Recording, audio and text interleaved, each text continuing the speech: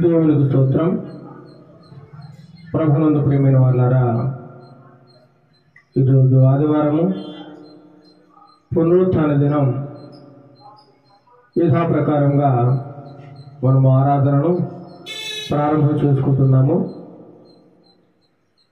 మార్చి నెల 3వ తారీఖు 2024వ సంవత్సరము ఆదివారం ఉదయకాల సమయంలో ఈ విధంగా కూడుకుని దేవుడిని ఆరాధించడానికి, స్తుతించడానికి మరొక గొప్ప అవకాశాన్ని మన జీవితాల్లో దయచేసిన దేవాది దేవునికి వందనాలు, స్తోత్రాలు చెల్లిస్తూ ప్రార్థన చేసుకుని ఈ యొక్క ఆరాధనను ప్రారంభం చేసుకుందాం. మమ్మల్ని అతిమికలుగా ప్రేమిస్తున్న మా ప్రియ పరలోకపు తండ్రి, నీ యొక్క పరిశుద్ధమైన నామానికి వందనాలు, స్తోత్రాలు చెల్లిస్తున్నాం నాయన. గడిచిన 2 నెలలు మమ్మల్ని సురక్షితంగా కాచి కాపాడి భద్రపరిచి నీ బలిష్టమైన రెక్కల క్రింద కాచి ఉంచిన విధానాన్ని బట్టి మీకు వందనాలు, స్తోత్రాలు చెల్లిస్తున్నాం నాయన. ఈ దినమును చూడలేక, ఈ గడియను చూడలేక మా ప్రియులందరూ నిద్రించున్నారు ప్రభువా. మమ్మల్ని అయితే ఇంకా సజీవంగా ఉంచి ఈ భూమి మీద నైనా ఊపిరినిచ్చి నైనా ఈ జీవాన్ని కొనసాగిస్తున్నందుకు నీకు వందనాలు, స్తోత్రాలు చెల్లిస్తున్నాము నాయన. ఇప్పుడు నేను ఆరాధిస్తుండగా మా ఆరాధనలో మీరు ఉండండి ప్రభువా. ఎక్కడ 2-3 కూడుకుని నీ నామమును ప్రార్థిస్తారో లేదా స్తుతిస్తారో వారి మధ్యలో ఉంటారని సెలవిచ్చిన దేవా, మీరు మా మధ్యలో ఉన్నారని నమ్ముచున్నాము నాయన. ఈ యొక్క ఆరాధన అంతటిలో నీ కృపా సహాయమును మా మధ్య ఉంచండి. నీ యొక్క పరిశుద్ధాత్మ శక్తిని మా మధ్యలో ఉంచండి నాయన. సర్వజనులు, సర్వలోకము నీవు దేవుడవని, నిజ రక్షకుడవని, లోకనాథుడు అని తెలుసుకోవడానికి నీ కృపా సహాయము దయచేయండి ప్రభా. మేము అపాయకరములలో, అంత్య దినములలో అపాయకరమైన దినములో ఉన్నాం ప్రభా. ఎటు చూసినా మరణకరమైన వార్తలు, భయంకరమైన వార్తలు మేము వింటున్నాం నాయన. చాలా దినాలు చూస్తున్నట్లయితే చాలా భయంకరంగా ఉన్నాయి నాయన. ఎక్కడ శాంతి లేదు, అశాంతితో నిండిపోతూ ఉంది నాయన. ధన ప్రభావం ఎక్కువయ్యే కొద్దీ మానవుల మధ్య పాపము విస్తరించిపోతూ ఉంది ప్రభా. మానవ బంధాలు తండ్రి ప్రభా కానరాకుండా పోతూ ఉన్నాయి నాయన. మనుషుల మధ్య ప్రేమ లేదు ప్రభా. మనుషుల మధ్య ప్రేమ లేదు, జాలి లేదు, దయ లేదు నాయన.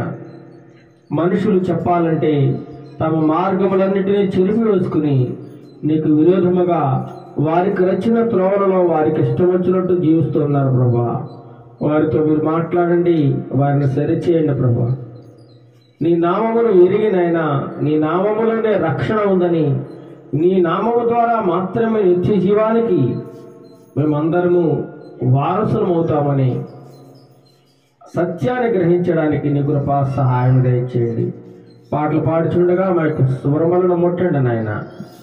మా స్తుతుల మీద ఆశీనులు కమ్మని ఆరాధన ఆదరించేంత వరకు నీకు మహిమకరముగాను, అనేకులకు ఆశీర్వాదకరముగాను జరగడానికి నీ కృపా సహాయము మా మధ్యలో ఉంచమని యేసు నామమున ప్రార్థిస్తూ ఉన్నాము తండ్రి. ఆమేన్, ఆమేన్.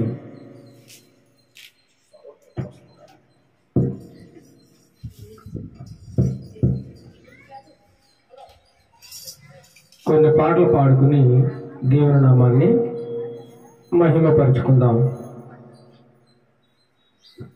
స్తుతించెదా దేవా నీ నామం అనుదినం అనేటువంటి పాటను మనం పాడుకుని దేవుని నామాన్ని మహిమపరుచుకుందాం.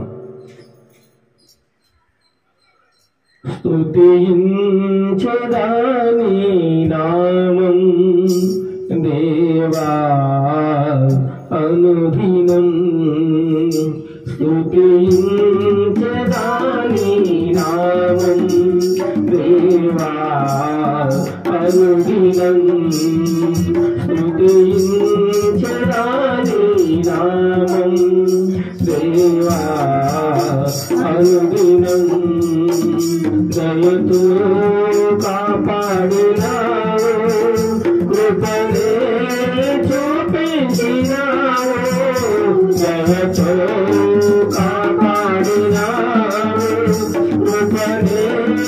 చూపించినావు నిలునే మరువనేసు నిలునే విడువనేసు నిలునే మరువనేసు నిలునే విడువనేసు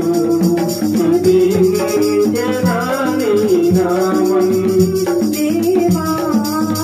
అనుదినం స్తుతించెదాని నామం దేవా అనుదినం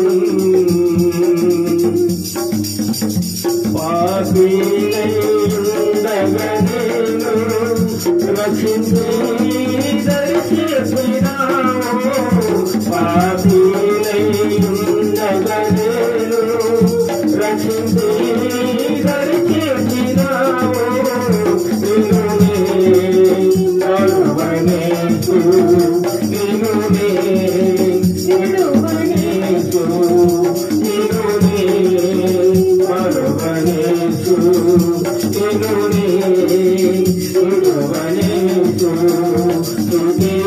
స్తుతించెదాని నామం దేవా అనుదినం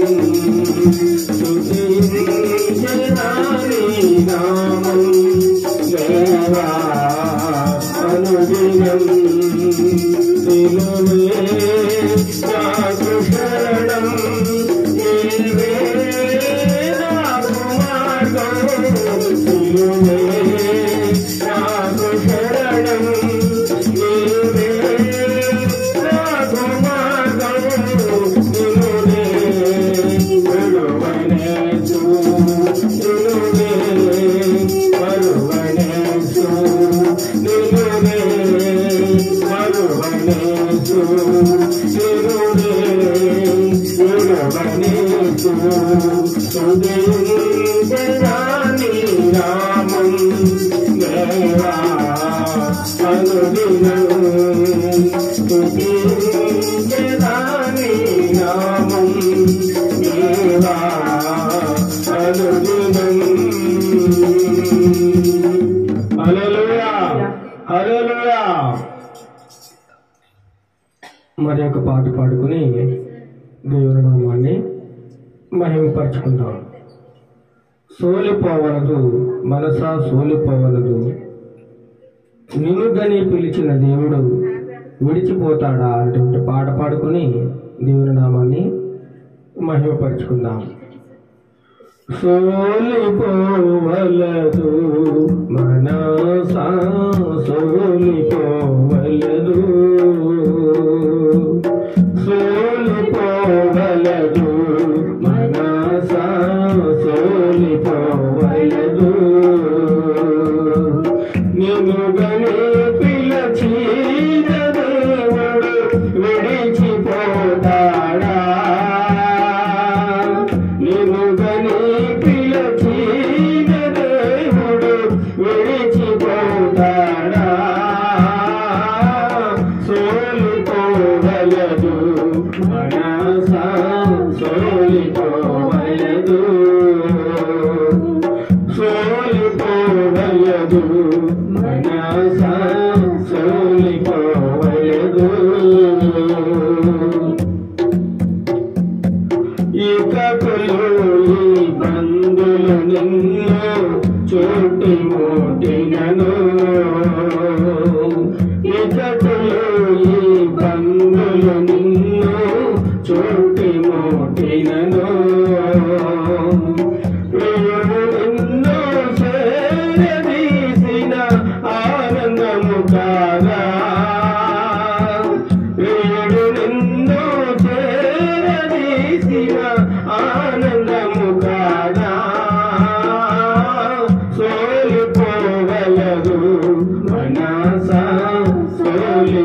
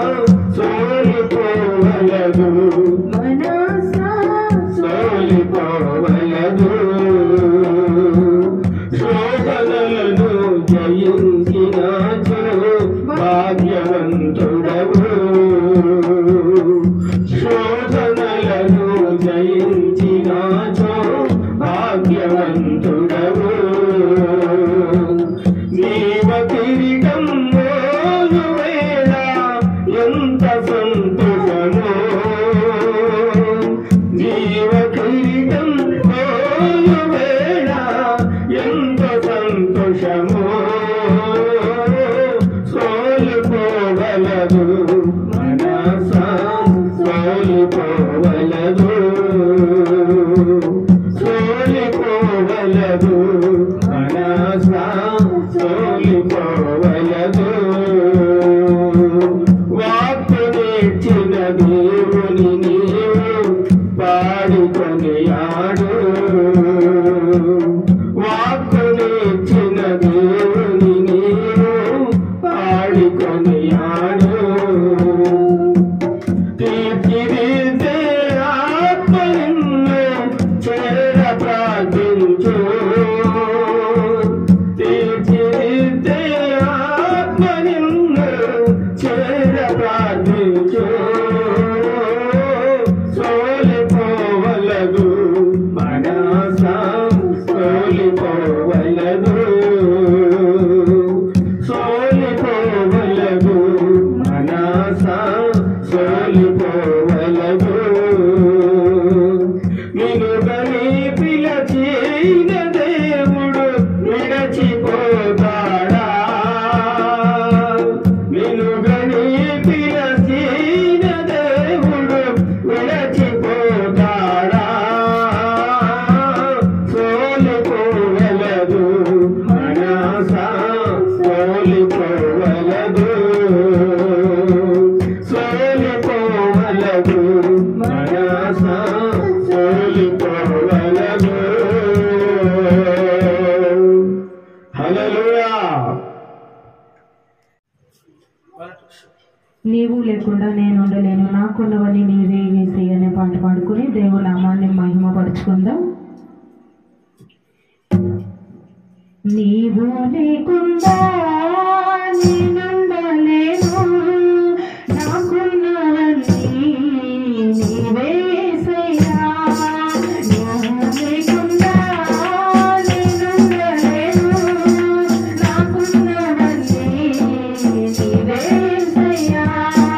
నా ప్రాణమా, నా జ్ఞానమా, నా ఊపిరి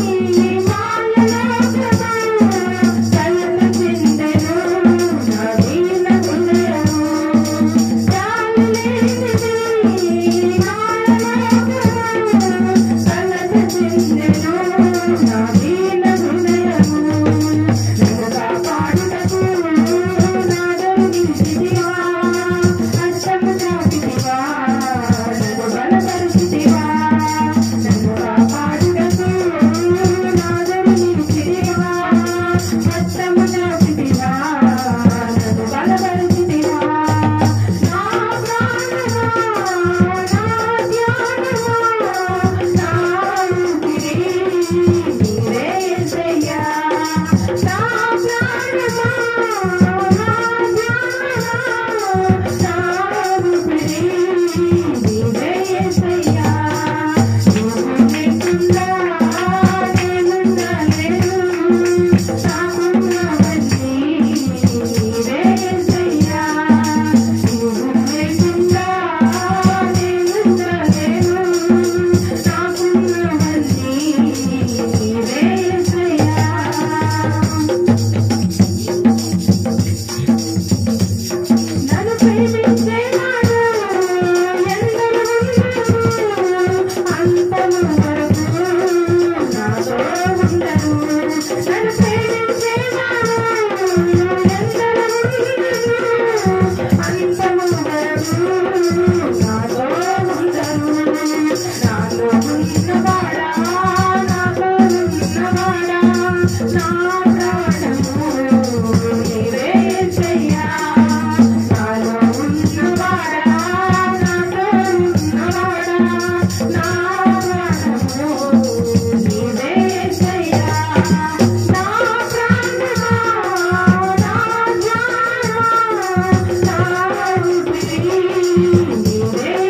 Yeah.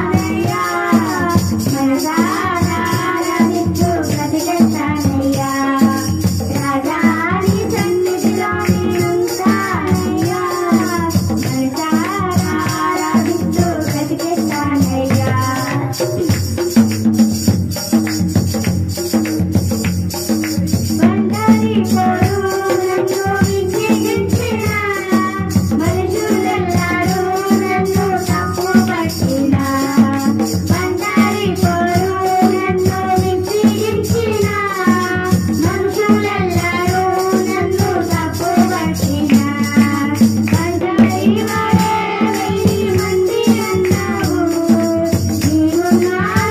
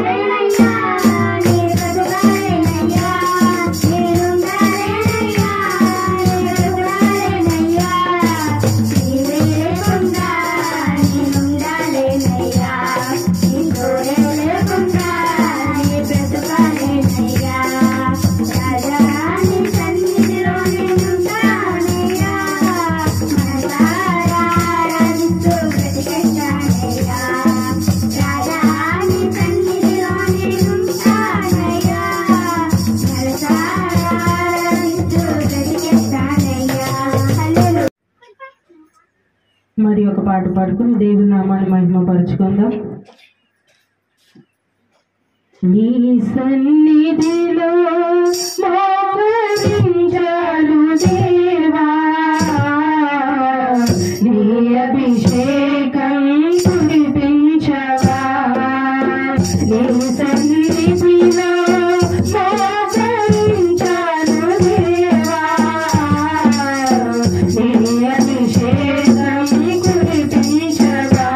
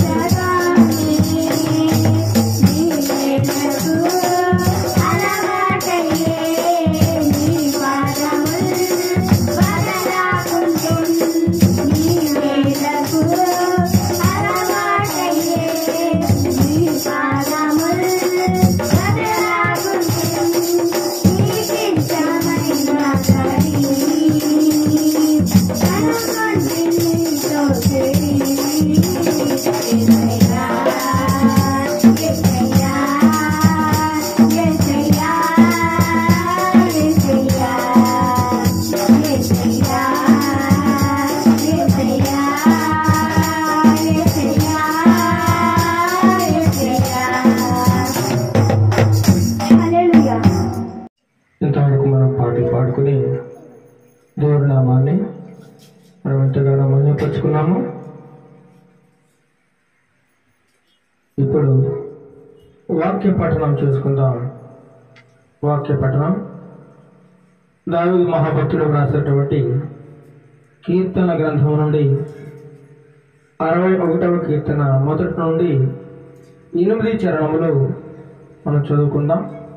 మన మధ్యలో అమ్మ చేసి చదువుతారు.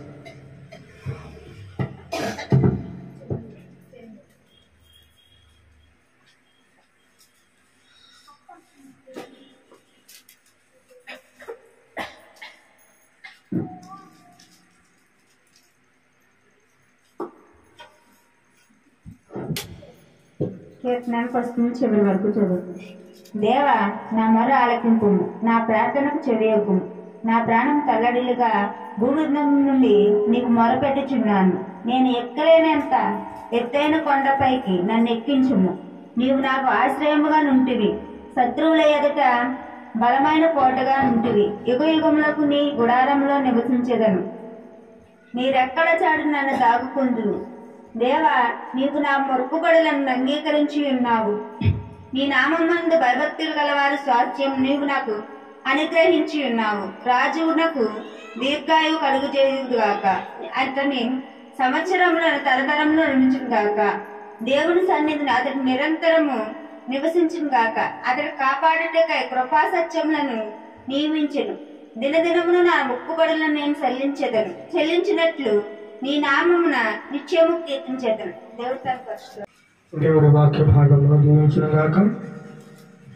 దేవా, నా మొర్ర ఆలకింపుము, నా ప్రార్థనకు చెవియొగ్గుము.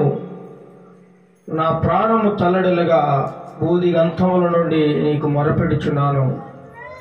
నేను ఎక్కలేనంత ఎత్తైన కొండపైకి నన్ను ఎక్కించుము. నీవు నాకు ఆశ్రయముగా ఉంటివి అని దావీదు భక్తుడు దేవాది దేవుని కీర్తిస్తూ ఉన్నాడు. ఇప్పుడు మనం అందరం లేచి కొద్ది నిమిషములు ఆయనను స్తుతి చేస్తూ స్తుతి ఆరాధన చేసుకుందాం. కొద్ది నిమిషములు మనం అందరం లేచి నిలబడి కొద్దిసేపు స్తుతి ఆరాధన చేసుకుని దేవాది దేవుని స్తుతి ఆరాధనలో నడిపించుకుందాం. స్తుతి స్తుతి స్తోత్రం స్తోత్రం స్తోత్రం సర్వశక్తివంతుడా నీకే స్తోత్రం స్తోత్రం స్తోత్రం ఆశ్చర్యకరుడా స్తోత్రం ఆలోచనకర్త నీకే స్తోత్రం స్తోత్రం నమ్మదగిన వాడా స్తోత్రం స్తుతి స్తుతి హల్లెలూయా హల్లెలూయా హల్లెలూయా హల్లెలూయా హల్లెలూయా ఆశ్చర్యకార్యములు చేయ దేవానికే స్తోత్రం స్తోత్రం స్తోత్రం నిత్యము మాకు ఆశ్రయముగా ఉన్న దేవానికే స్తోత్రం స్తోత్రం స్తోత్రం స్తోత్రం హల్లెలూయా హల్లెలూయా హల్లెలూయా హల్లెలూయా హల్లెలూయా మమ్మల్ని నిత్యము కాపాడుతున్న దేవా వేలాది స్తుతులు స్తుతులు స్తుతులు స్తోత్రములు నీవు చేసిన ప్రతి మేలుకై నీకే స్తోత్రములు స్తోత్రములు స్తోత్రములు మా జీవితంలో చేసిన ప్రతి ఉపకారమును బట్టి నీకు కృతజ్ఞత స్తుతులు స్తుతులు స్తుతులు హల్లెలూయా హల్లెలూయా హల్లెలూయా హల్లెలూయా స్తోత్రం స్తోత్రం స్తోత్రం స్తోత్రం పరిశుద్ధుడానికే స్తోత్రం స్తోత్రం స్తోత్రం నమ్మదగిన వాడానికి స్తోత్రం నిజమైన దేవానికి స్తోత్రం స్తోత్రం స్తోత్రం స్తోత్రం గొప్పవాడానికి స్తుతి స్తుతి స్తుతి స్తుతి పరిశుద్ధుడు పరిశుద్ధుడు అని నిత్యము నీ దూతలచే పొగడబడుచున్న దేవా స్తోత్రం స్తోత్రం స్తోత్రం మా స్తుతులు అందుకొనదగిన దేవానికి స్తోత్రం స్తోత్రం హల్లెలూయా హల్లెలూయా హల్లెలూయా హల్లెలూయా గొప్పవాడానికి స్తోత్రం ఆశ్చర్య క్రియలు చేయు దేవానికి స్తోత్రం స్తోత్రం స్తోత్రం నీ మహిమ కార్యములు తండ్రి ఎంతో ఆశ్చర్యమైనవి ప్రభువా. ఆ కార్యములు బట్టి నీకు స్తుతులు అర్పిస్తున్నాం. నీకే స్తోత్రం స్తోత్రం స్తోత్రం స్తోత్రం స్తోత్రం స్తోత్రం హల్లెలూయా హల్లెలూయా హల్లెలూయా హల్లెలూయా మహిమాన్వితుడానికే స్తోత్రం స్తోత్రం మహిమ గల రాజానికే స్తోత్రం స్తోత్రం స్తోత్రం మహోన్నతుడానికే స్తుతి స్తుతి స్తుతి స్తుతి స్తుతి స్తుతి ఉన్నవాడానికే స్తోత్రం అనువాడానికే స్తోత్రం స్తోత్రం స్తోత్రం మార్పు లేని వాడానికే స్తుతి స్తుతి స్తుతి స్తుతి స్తుతి స్తోత్రం స్తోత్రం స్తోత్రం స్తోత్రం స్తోత్రం స్తోత్రం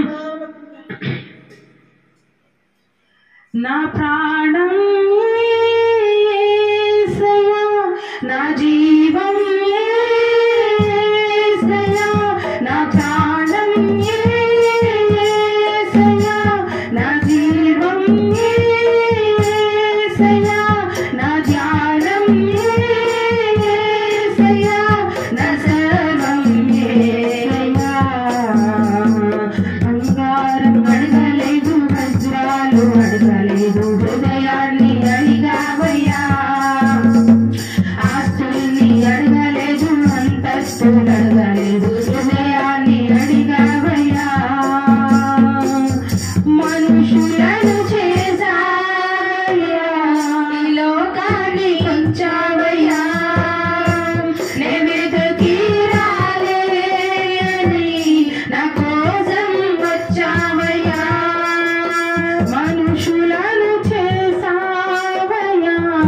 ఈ లోకాన్ని వచ్చావయ్యా నేనెదకి రాలేనని నా కోసం వచ్చావయ్యా నా యేసయ్యా నా యేసయ్యా నా యేసయ్యా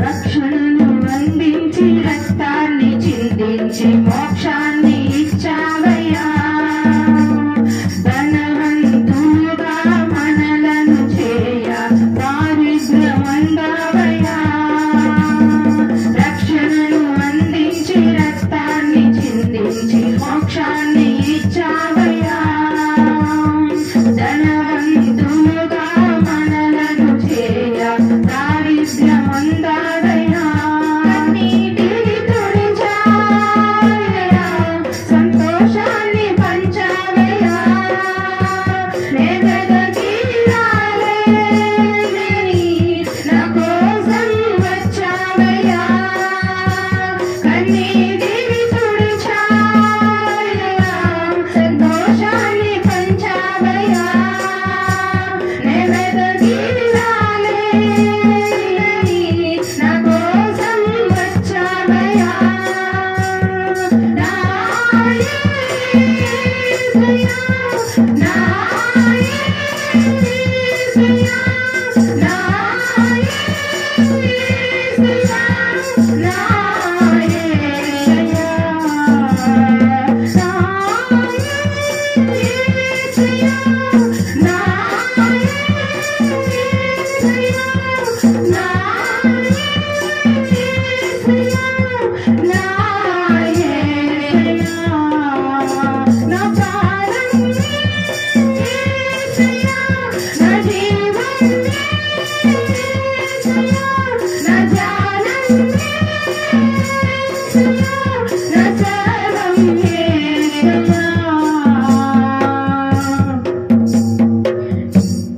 ప్రార్థన చేసుకుందాం. మన మధ్యలో ఉన్నటువంటి అమ్మగారు వచ్చి ప్రార్థనలో నడిపిస్తారు. స్తోత్రం స్తోత్రం స్తోత్రం స్థుతులకు పవిత్రుడా నీకే వందనాలు తండ్రి నీకు ఎలాది స్థుతులు ఎలాది లెక్కలేని వందనాలు ప్రభా ఎన్ని స్థుతులు చెల్లించినా నీ రుణం తీర్చుకోలేము తండ్రి నిచ్చునకు తండ్రి సమాధానకర్త నీకు వందనాలు ప్రభా నా తండ్రి మేము ఇచ్చి నీ రుణం తీర్చుకోగలదు ప్రభా మేము ఎంతటి వారం నాయన ఆవిరింటి వారం నీటి మేవడ వంటి వారం ప్రభా దుక్కంటి వారం దూరంటి వారం ప్రభా నిన్ను పిల్ల కూడా తగినట్టు పాపులు నాయన పాపాలు క్షమించి పొరపాట్లు క్షమించు తప్పులు మన్నించిన ఆయన నా తండ్రి నా రాజుగారు నీకే స్తోత్రం నాయన నా తండ్రి నా రాజా నీకే స్తోత్రులు స్తోత్రం నాయన నా తండ్రి పాటలోనే ఉన్నావు నాయన వాక్యాల్లోనే ఉన్నావు తండ్రి ఆ తండ్రి ఆరాధనలోనే ఉన్నావు తండ్రి వాక్యంలోనే ఉన్నావు ప్రభా నీ వాక్యం ఎత్తబడే వాక్యంలో తండ్రి నీ కృప చూపి నీ దయ చూపి నా తండ్రి ఏం వివరప చేస్తున్నావో ఏం చేస్తున్నావో మాకైతే తెలియదు కానీ నాయన నీ సిద్ధాంచారంగా మమ్మల్ని నడిపించుకో ప్రభా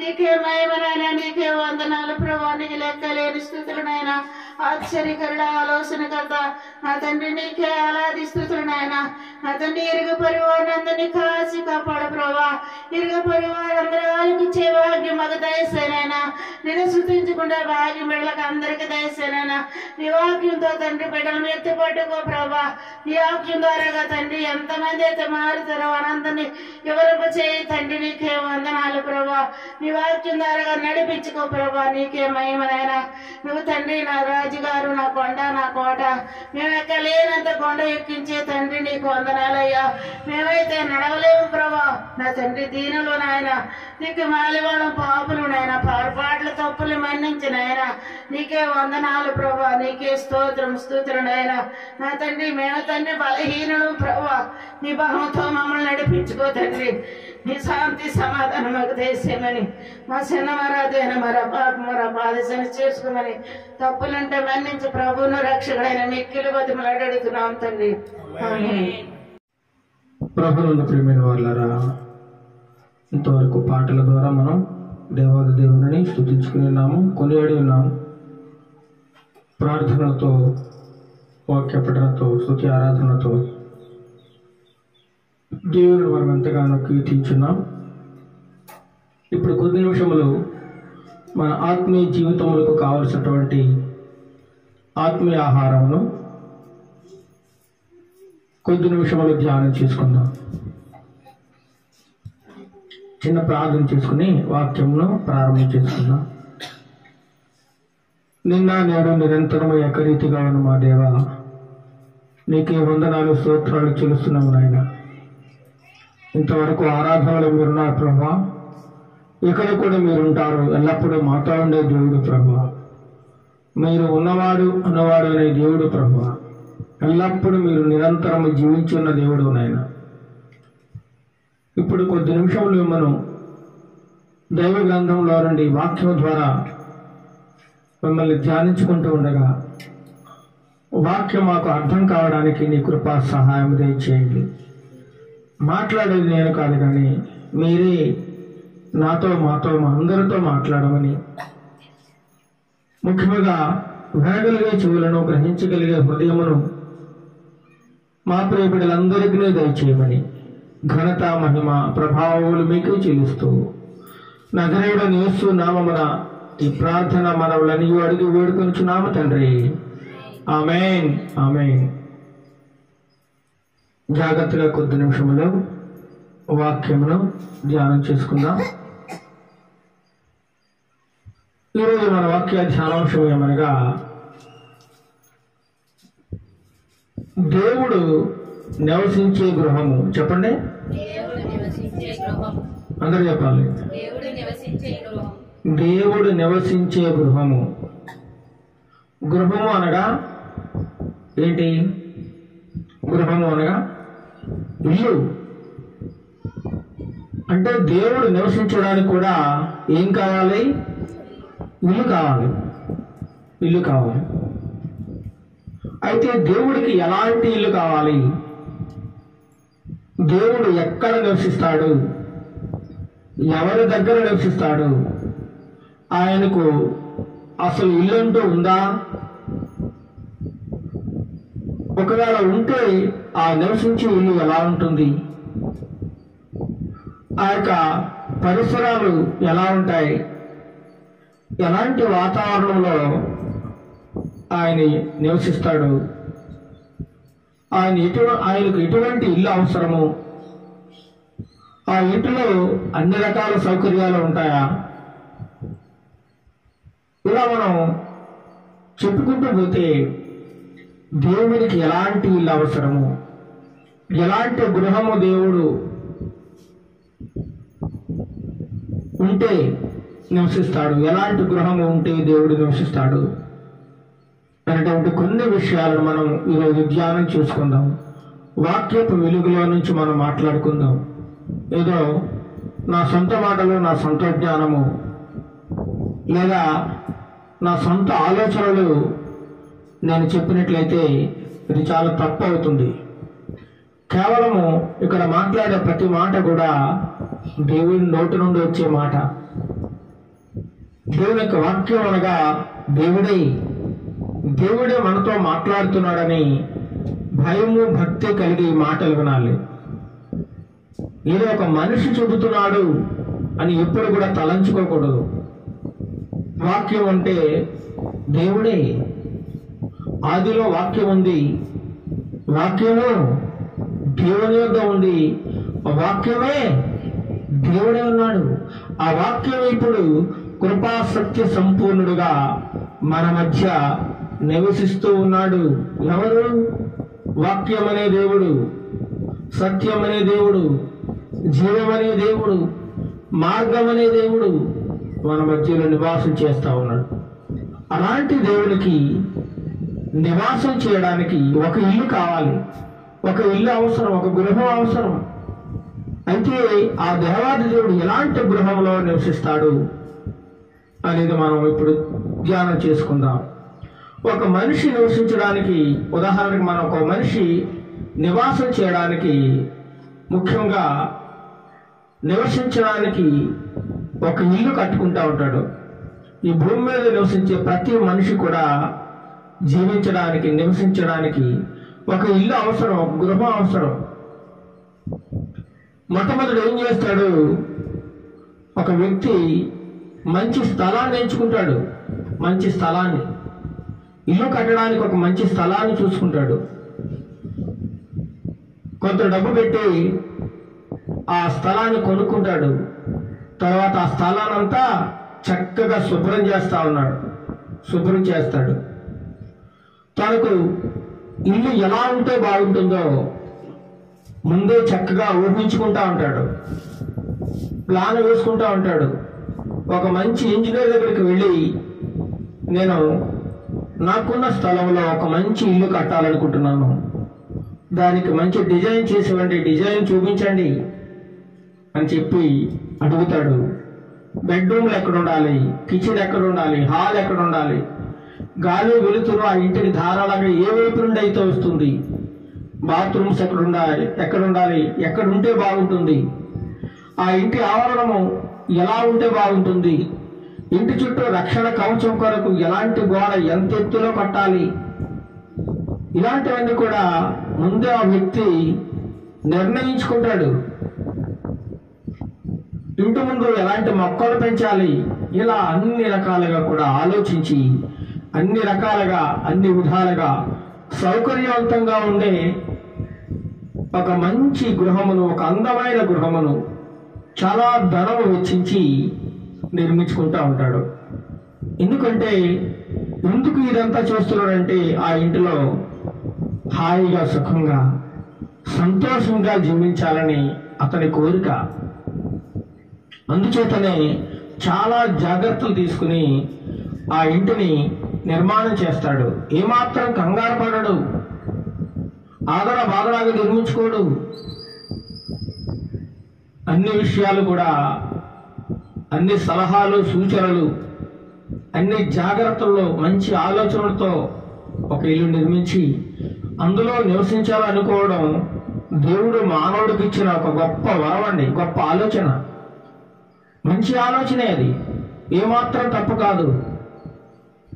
అయితే ఈ మానవుడు ఈ భూమి మీద నివసించే కాలం ఎంత అని మనం ఆలోచిస్తే, ప్రతి మానవుడు వారి యొక్క ఆయుష్కాలము 60 సంవత్సరములు, అధిక బలం ఉంటే 70-80 సంవత్సరాలని దైవ గ్రంథమే సెలవిస్తూ ఉంది. ఎందుకంటే ఒకప్పుడు మనిషి 900-800 సంవత్సరాలు బ్రతికిన మనిషి తను చేస్తున్నటువంటి పాపమును బట్టి వయసు తగ్గిపోతూ వచ్చింది. చివరికి ఎక్కడ పడిపోయిందంటే, మన ఒక శాస్త్రజ్ఞుల అంచనా ఏమిటంటే మనిషి యొక్క జీవిత కాలం 62 సంవత్సరాల 6 నెలలకు చనిపోతాడు అని ఒక అంచనా కూడా వేసేశారు. ఇప్పుడు ఈ భూమి మీద ఈ మనిషి 60-70 సంవత్సరాలు జీవించడానికి ఇంత జాగ్రత్త తీసుకుంటే, దేవుడు నిత్యము నివసించడానికి, నిత్యము నివాసం ఉండడానికి ఆయనకు ఒక ఇల్లు కావాలి.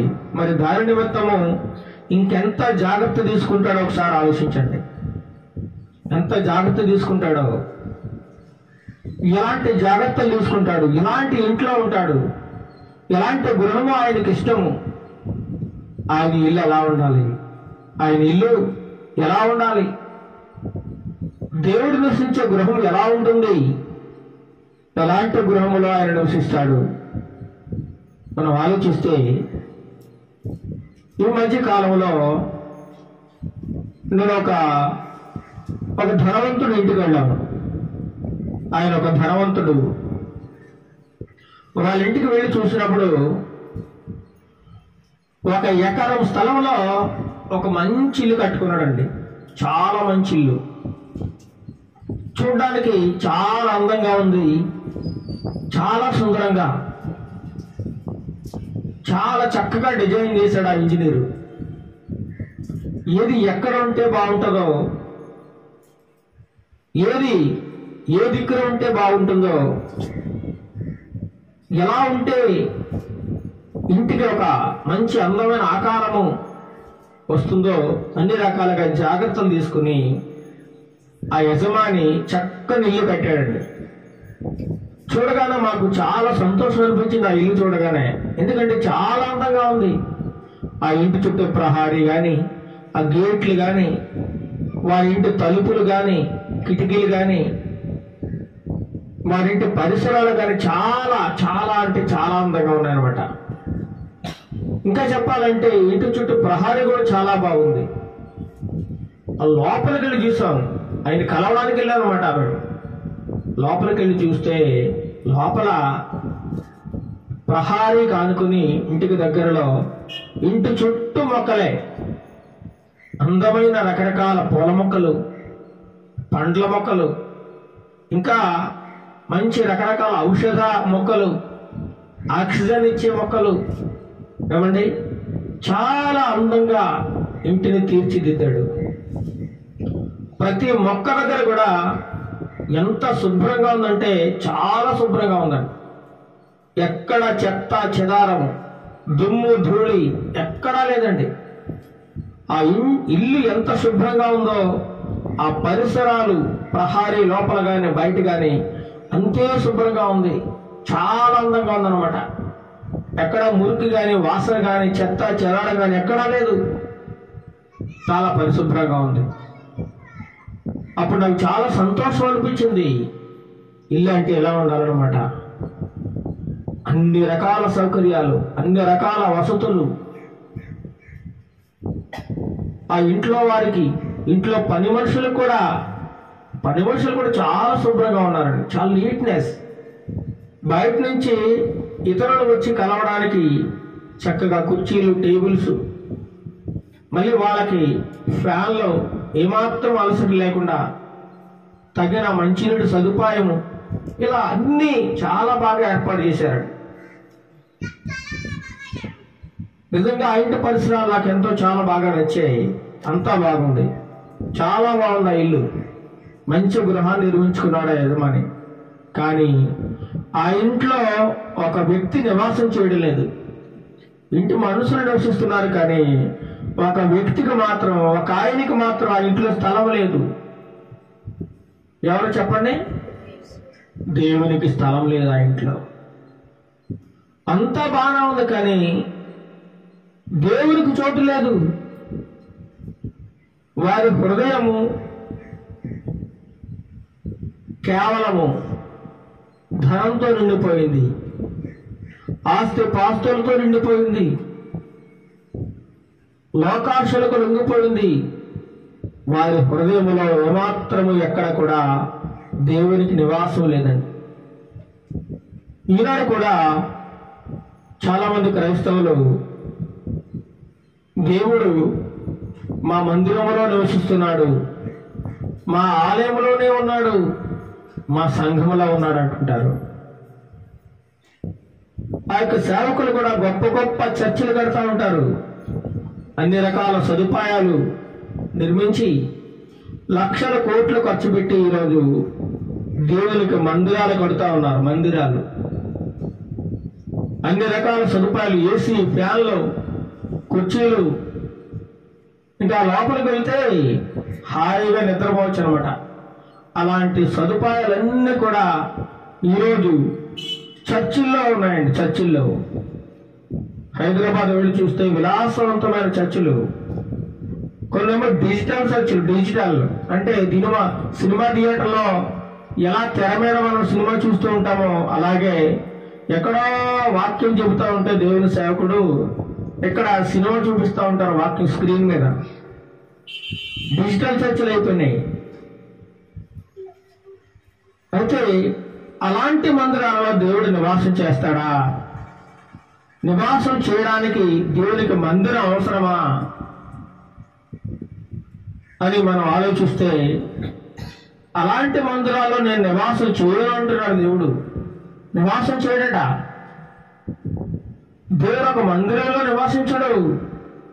నువ్వు ఎన్ని కోట్లు పెట్టినా, ఎన్ని లక్షలు పెట్టి కట్టినా, ఎంత పాలరాతి గచ్చులు నువ్వు చేయించినా, ఎంత మంచి మార్బుల్స్ వేయించినా, అలాంటి సంఘాలలో కానీ, రాళ్లతో రప్పలతో నిర్మించిన చర్చిల్లో కానీ నేను ఉండను అంటున్నాడు దేవుడు.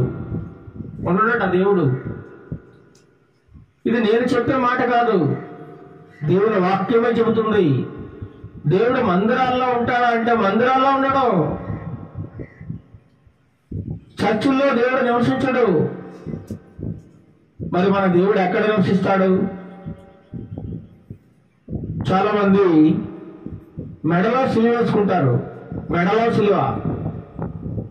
చాలా మంది గుడి పైన సిలువ వేస్తారు. సిలువ గుర్తు. ఇది దేవుని మందిరం అని తెలియడం కోసం. ఈ మనుషులేమో నేను దేవుని బిడ్డనే, క్రైస్తవుడని తెలియడం కోసం మెడలో సిలువలు వేసుకుంటున్నారు. మెడలో సిలువ వేసుకున్నంత మాత్రాన ఆ మనిషిలో దేవుడు ఉండడు. ఆ మనిషి హృదయంలో దేవుడు నివసించడు. గుడి గోడల్లో దేవుడు లేడు. కానీ దేవుడు నివసించే స్థలం ఉంటుందండి.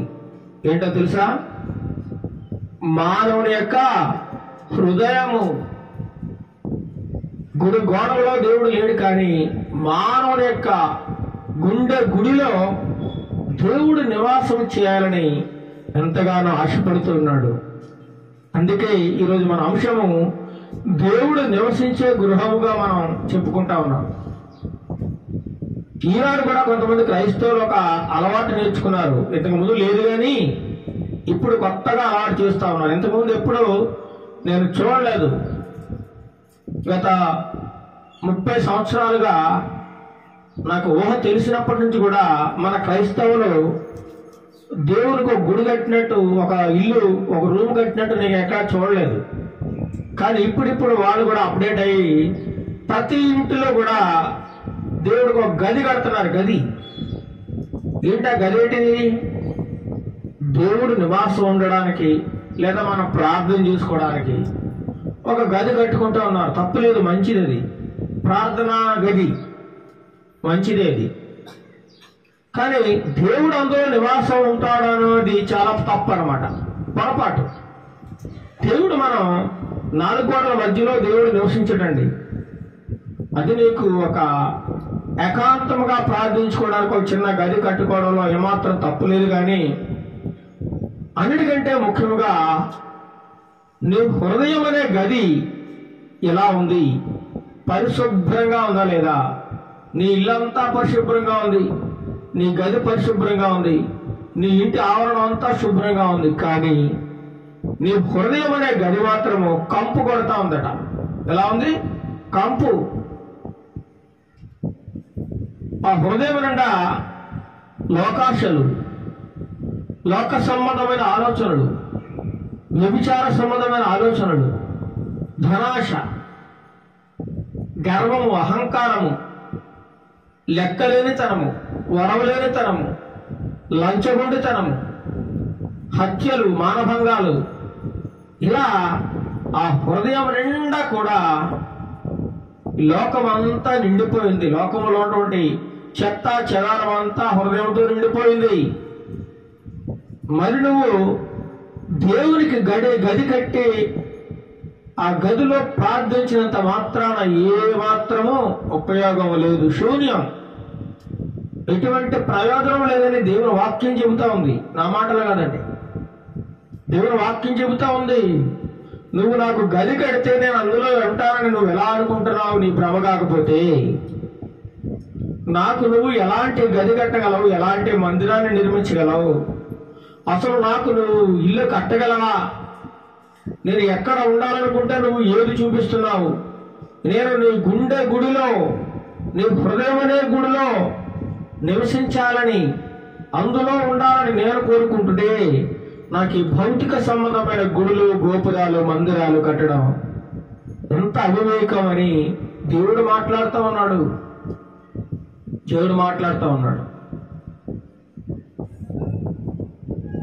చూద్దాం. అపోస్తల కార్యములో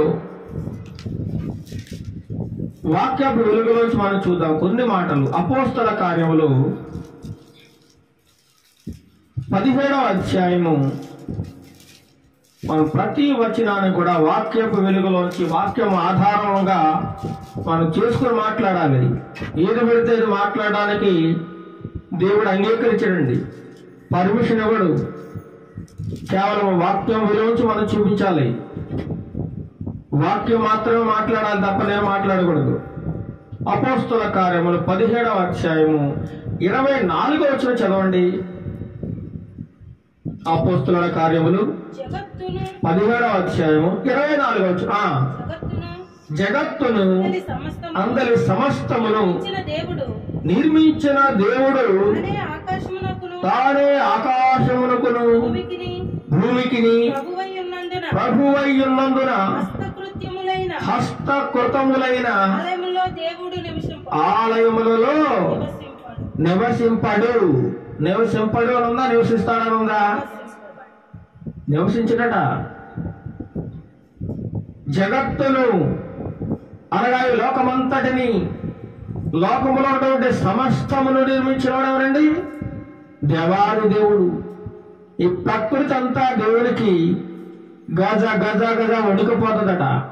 గజ గజ వణికిపోతుంది. ఈ భూమి దేవుని మాట ఉంటుంది, ఆకాశము దేవుని మాట ఉంటుంది, సముద్రములు దేవుని మాట ఉంటున్నాయి. సృష్టి దేవునికి లోబడుతుంది. ఏ సముద్రం ఆగు, నిమ్మలించుంటే ఆగిపోతా ఉంది. ఏ సూర్యుడు ఆగిపో అంటే ఆగిపోతా ఉన్నాడు, చంద్రుడు ఆగిపో అంటే ఆగిపోతా ఉన్నాడు. కాలచక్ర నాపగల శక్తి ఒక్క దేవునికి మాత్రమే ఉందండి. అలాంటి దేవుడు ఈ జగత్తును అందరి సమస్తమును నిర్మించిన దేవుడు. ఆయన ఆకాశమునకును భూమికి ఏమైనాడట? ప్రభువు. ఆకాశమునకు భూమికి నీ దేవుడైన అలాంటి దేవునికి, అలాంటి గొప్ప దేవునికి, అలాంటి మహిమా స్వరూపునికి, అటువంటి ఆశ్చర్యకరమైన దేవునికి నువ్వు ఒక మందిరం కడితే అలాంటి మందిరాలలో నేను నివసింపను అంటున్నాడు. హస్తకృతములు అనగా నువ్వు చేతులతో కట్టినటువంటి ఈ ఆలయములలో నేను నివాసం చేయను, నేను నివసింపను అంటున్నాడు. మరి ఆలయాలు ఎందుకండి అంటారు. ఆలయాలు ఎందుకంటే కొంతమంది వ్యక్తులు సమూహముగా కూడుకుని కేవలము ఆయనను ఆరాధించుకునే స్థలం మాత్రమే అది. ఆరాధించుకునే స్థలము, స్తుతించుకునే స్థలము. కొంతమంది వ్యక్తులు సమూహముగా కూడుకుని ప్రార్థించే స్థలం మాత్రమే.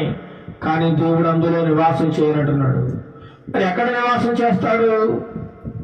నీ హృదయం అనే ఆలయములో. అందుకే దేవుడు అంటాడు, నీ దేహమే దేవుని ఆలయము.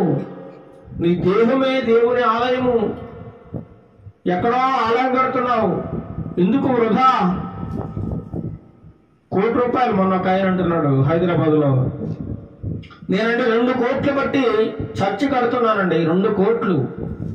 ఇంకా ఆయన దగ్గర ఇంకా ఎన్ని కోట్లు ఉన్నాయో తెలియదు. మరి 2 కోట్లు బట్టి నేను చర్చి కడుతున్నాను. తీరా ఆ సేవకుడు ఆ యొక్క బాధ సరైనది కాదు, ఎందుకు కడతాడో అతనికి తెలియదు. నిజానికి అతను బోధించే బాధలో యేసు దేవుడు కాదు అంటాడు. కేవలం దేవుడు కుమారుడు మాత్రమే, దేవుడు కాదు. యెహోవాయే దేవుడు తప్ప యేసు దేవుడు కాదు అని వాక్యాన్ని వక్రీకరించి, వాక్యమును సరిగా అర్థం చేసుకోకుండా వాక్యాన్ని తప్పుగా బోధిస్తున్నాడు.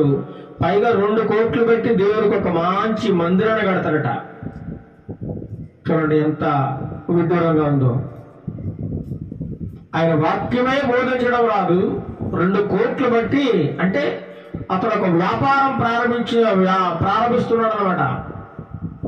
ఇలా దేవుని పేరు చెప్పి మందిరాలు కట్టుకుని అనేక మంది వ్యాపారం చేస్తా ఉన్నారు. వ్యాపారం, బిజినెస్. ఒకప్పుడు ఏమీ లేని పేదవాడు కూడా ఈరోజు మంచి మంచి విలాసవంతమైన కార్లలో తిరుగుతూ ఉన్నారు, విలాసవంతమైన జీవితాన్ని జీవిస్తూ ఉన్నారు. నిరుపేదలు, అభాగ్యులు ఇస్తున్నటువంటి కానుకలు, దశమ భాగాలతో చక్కగా ఎంజాయ్ చేస్తూ ఉన్నారు. విదేశాల్లో టూర్లు చేస్తూ ఉన్నారు. సేవకులు ఎంజాయ్ చేస్తున్నారు.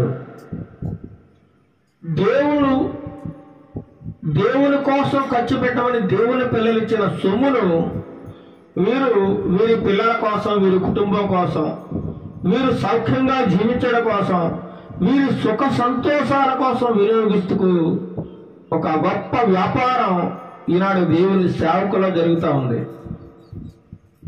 నిన్న మొన్న కూడా క్రైస్తవులైనటువంటి దేవుని సేవకులు కాకినాడలో కొట్టుకున్నారట. దేవుని సేవకులు ఎందుకు? డబ్బు కోసం. రాజకీయాల్లో డబ్బు పంచుతుంటే ఆ డబ్బు దగ్గర తేడాలు వచ్చి కొట్టుకున్నారట. పేపర్లో పడింది అది. ఎంత అవివేకం, ఎంత దుర్మార్గం వచ్చినండి. ఒక 1000 రూపాయల కోసం, బిర్యానీ ప్యాకెట్ల కోసం దేవుని సేవకులు కొట్టుకుంటా ఉన్నారంటే ఎంత దారుణం, ఎంత అన్యాయం చూడండి. దేవుని నామం ఎంత అభాస పాలు చేస్తున్నారో ఈ దేవుని పేరు చెప్పుకునే దేవుని సేవకులు.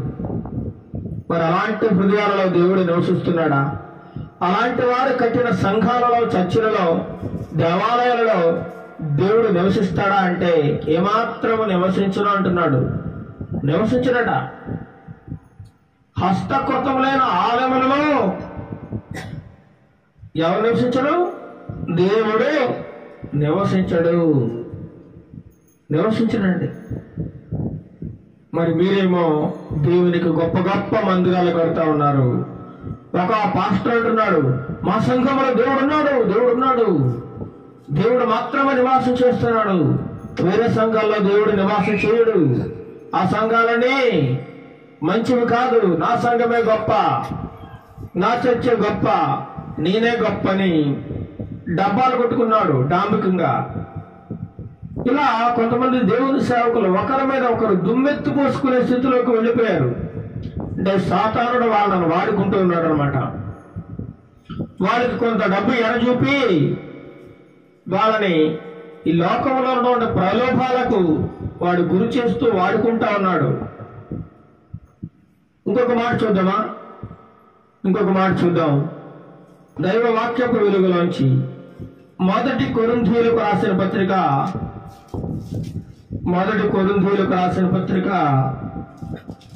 3వ అధ్యాయము 16వ వచనం చదవండి. మీరు దేవుని ఆలయమై ఉన్నారని దేవుని ఆత్మ మీలో నివసించుచున్నాడని మీరు ఎరుగరా? మీకు తెలియదా? ఓ అవివేకులారా, మీకు తెలియదా? మీరు దేవుని ఆలయమై ఉన్నారన్న సంగతి మీకు తెలియదా? మీరే దేవుని ఆలయం. నీ దేహమే దేవుని ఆలయం. నీ దేహాన్ని నువ్వు పాడు చేసుకుంటే దేవుని మందిరాన్ని నువ్వు పాడు చేసినట్లే. దేవుని ఆత్మ మీలో నివసిస్తుందని మీకు తెలియదా అంటున్నాడు పౌలు గారు. ఎవడైనా దేవుని ఆలయమును పాడు చేసినాడా దేవుడు వానిని పాడు చేయను. ఇక్కడ దేవుని ఆలయం అంటే ఏంటది? మానవుని యొక్క హృదయము. ఇక నీ యొక్క హృదయాన్ని నువ్వు పాడు చేసుకోవద్దంటున్నాడు. అయితే ఈనాడు అనేక మంది ఈ హృదయంలో ఎన్నో పాడు అలవాట్లు, పాడు చేస్తూ హృదయాన్ని పాడు చేసుకుంటా ఉన్నారు. ఈ హృదయంలోనే సారా పోస్తా ఉన్నారు, ఈ హృదయంలో మందు పోస్తా ఉన్నారు, ఈ హృదయంలోకి సిగరెట్లు, బీడీలు, చుట్టలు, ఇంకా చెప్పాలంటే రకరకాల కుళ్ళు, కుతంత్రాలు, అసూయ, ద్వేషం, కక్ష, పగలు, ఇవన్నీ కూడా హృదయంలో నింపేస్తా ఉన్నారండి. హృదయాన్ని పాడు చేసుకుంటా ఉన్నారు. కాబట్టి ఎవడైనా దేవుని ఆలయమును పాడు చేసిన యెడల దేవుడు వాణిని కూడా పాడైపోతాడు. నీ హృదయాన్ని పాడు చేసుకుంటే నువ్వు ఆటోమేటిక్గా మొత్తం సర్వనాశనం అయిపోయినట్టే నీ బతుకు. దేవుని ఆలయం పరిశుద్ధమైనది. దేవుని ఎలాంటిదట? పరిశుద్ధమైనది. నిన్ను నువ్వు పరిశుద్ధంగా, నీ హృదయాన్ని పరిశుద్ధంగా ఉంచుకుంటే నువ్వు దేవునికి ఒక ఆలయం కట్టినట్లే. చివరిగా మాట్లాడుతున్నాం చూడండి. మీరు ఆ ఆలయమై ఉన్నారు. ఈ వాక్యాన్ని చాలా మంది అంటారు, దేవుని గుడిని పాడు చేయొద్దు అంటారు. దేవుని ఆలయం అంటే ఆలయానికి రాతితో, మట్టితో, సిమెంటుతో, ఇటుకతో కట్టినటువంటి ఆలయాన్ని పాడు చేయొద్దు అంటారు. కానీ నిజానికి దేవుడు మాట్లాడేది మానవుని హృదయం అనే ఆలయం కోసం మాట్లాడుతూ ఉన్నాడు. మానవుని హృదయమే ఒక ఆలయం. నీ హృదయంలోనే దేవుడు నివసించడానికి ఇష్టపడతా ఉన్నాడు. నీ హృదయం పవిత్రంగా ఉండాలని కోరుకుంటా ఉన్నాడు. దేవుడు నివసించే నివాస స్థలము కేవలము నీ హృదయం మాత్రమే. అందుచేతనే మీరు దేవుని ఆలయమై ఉన్నారని, దేవుని ఆత్మ మీలో నివసిస్తున్నారని మీరు ఎరుగరా? ఎవడైనా దేవుని ఆలయమును పాడు చేసిన యెడల దేవుడు వారిని పాడు చేయను. దేవుని ఆలయము పరిశుద్ధమైనది, మీరే ఆ ఆలయమై ఉన్నారు అంటున్నాడు. మీరే మనమే దేవుని ఆలయం. అంతే తప్ప ఎక్కడో వైజాగ్లో ఉందండి మంచి గుడి, లేదా పెద్దాపురంలో ఉందండి స్వర్ణ దేవాలయము. అక్కడ వాళ్ళు అంటుంటారు పెద్దాపురంలో అద్భుతాలు, స్వస్థతలు, మహత్కార్యములు జరుగుతున్నాయి, దేవుడు ఎక్కడ మాత్రమే ఉన్నాడు, ఇంకెక్కడా లేడంటారు వాళ్ళు. చాలా తప్పండి, చాలా తప్పు. దేవుని వాక్యం సెలవుస్తా ఉంది, నీ హృదయమే దేవుని ఆలయం.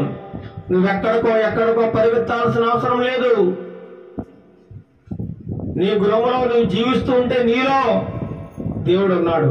నీలోనే ఉన్నాడు దేవుడు. దేహమే దేవుని ఆలయం. నీ దేహాన్ని పాడు చేసే అధికారం నీకు లేదు.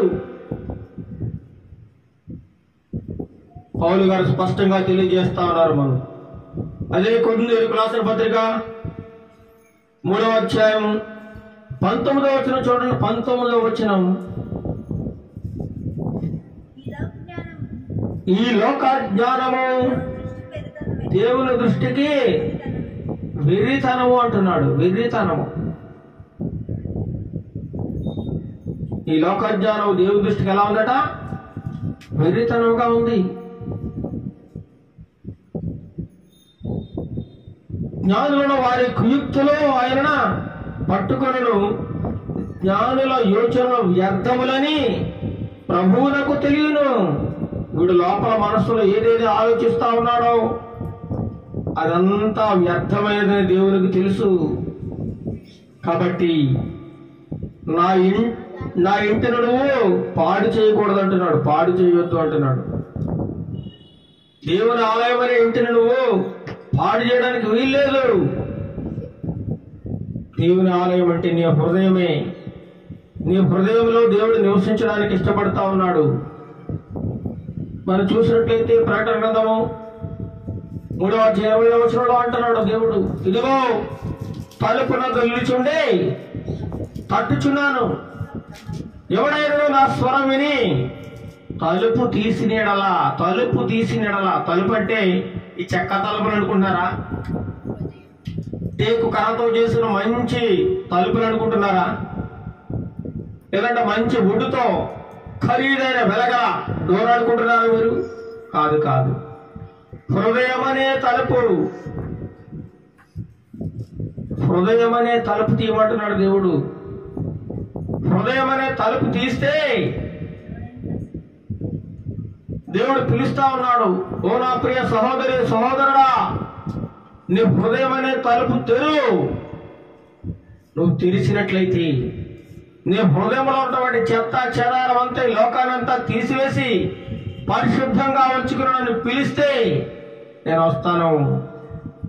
రావడమే కాదు, నీ ఇంటికి నీ హృదయం అనే తలుపు తెరిస్తే అందులోకి నేను వచ్చి నివాసం చేసి నీతో కలిసి భోజనం చేస్తానంటున్నాడు దేవుడు. దేవుడు కలిసి భోజనం చేసి గొప్ప హృదయం నీకుందా, మనకుందా? మనం ఒకసారి ఆలోచించుకోవాలి. ఎలాంటి హృదయం ఉంది? దేవుడు నివసించడానికి అనుకూలంగా ఉందా నీ హృదయం? నీ హృదయంలో దేవుడికి స్థానం లేదు, కానీ నువ్వు మాత్రం గొప్ప గొప్ప మందిరాలు కడతావు, గొప్ప గొప్ప చర్చిలు కడతావు. ఆనాటి కాలంలో ఎక్కడున్నాయండి చర్చిలు? అపోస్తలుడు ఎవరన్నా ఒక్కొక్కరు ఒక్కొక్క సంఘం కట్టుకున్నారా? ఒక్కొక్కరు ఒక పెద్ద చర్చి కట్టుకుని అందులోనే కూర్చుని డబ్బు సంపాదించుకున్నారా? లేదు కదా. వారు ప్రపంచంలో నలుదిశలకు వెళ్ళిపోయి సువార్తను ఉచితంగా ప్రకటించారు. ఎన్నో కష్టములు, బాధలు, ఇబ్బందులు, ఇరుకులు, శ్రమలు, తిండి లేక అనారోగ్య సమస్యలతో రకరకాల ఇబ్బందులతో, ప్రయాణాలలో రకరకాల ఆపదలు, భయంకరమైన పరిస్థితుల వారు ఎదుర్కొని సేవ చేసి ఈరోజు ఈ ప్రపంచానంతటికి ఆ 12 మంది శిష్యులు యేసుక్రీస్తు వారిని అందించారండి. అది వారు చేసిన గొప్ప హృదయం. ఎందుకంటే వారి హృదయంలో యేసుక్రీస్తు ప్రభు వారు నివాసం చేశారు. ఆయన వారి హృదయాలలో యేసుక్రీస్తుకు తప్ప ఇంకెవ్వరికి స్థానం లేదు. వారి హృదయంలో దేవుడు మాత్రమే నివసిస్తూ ఉన్నాడు. కాబట్టి గొప్ప కార్యాలు ఈ భూలోకాన్ని తలక్రందులు చేశారట. ఈ లోకములో అత్యధిక శాతము ప్రపంచ దేశాల్లో ఎవరిని ఆరాధిస్తున్నారని సర్వే చేసినట్లయితే ప్రస్తుతానికి 175 దేశాల్లో యేసు ప్రభు వారిని ఆరాధిస్తూ ఉన్నారు.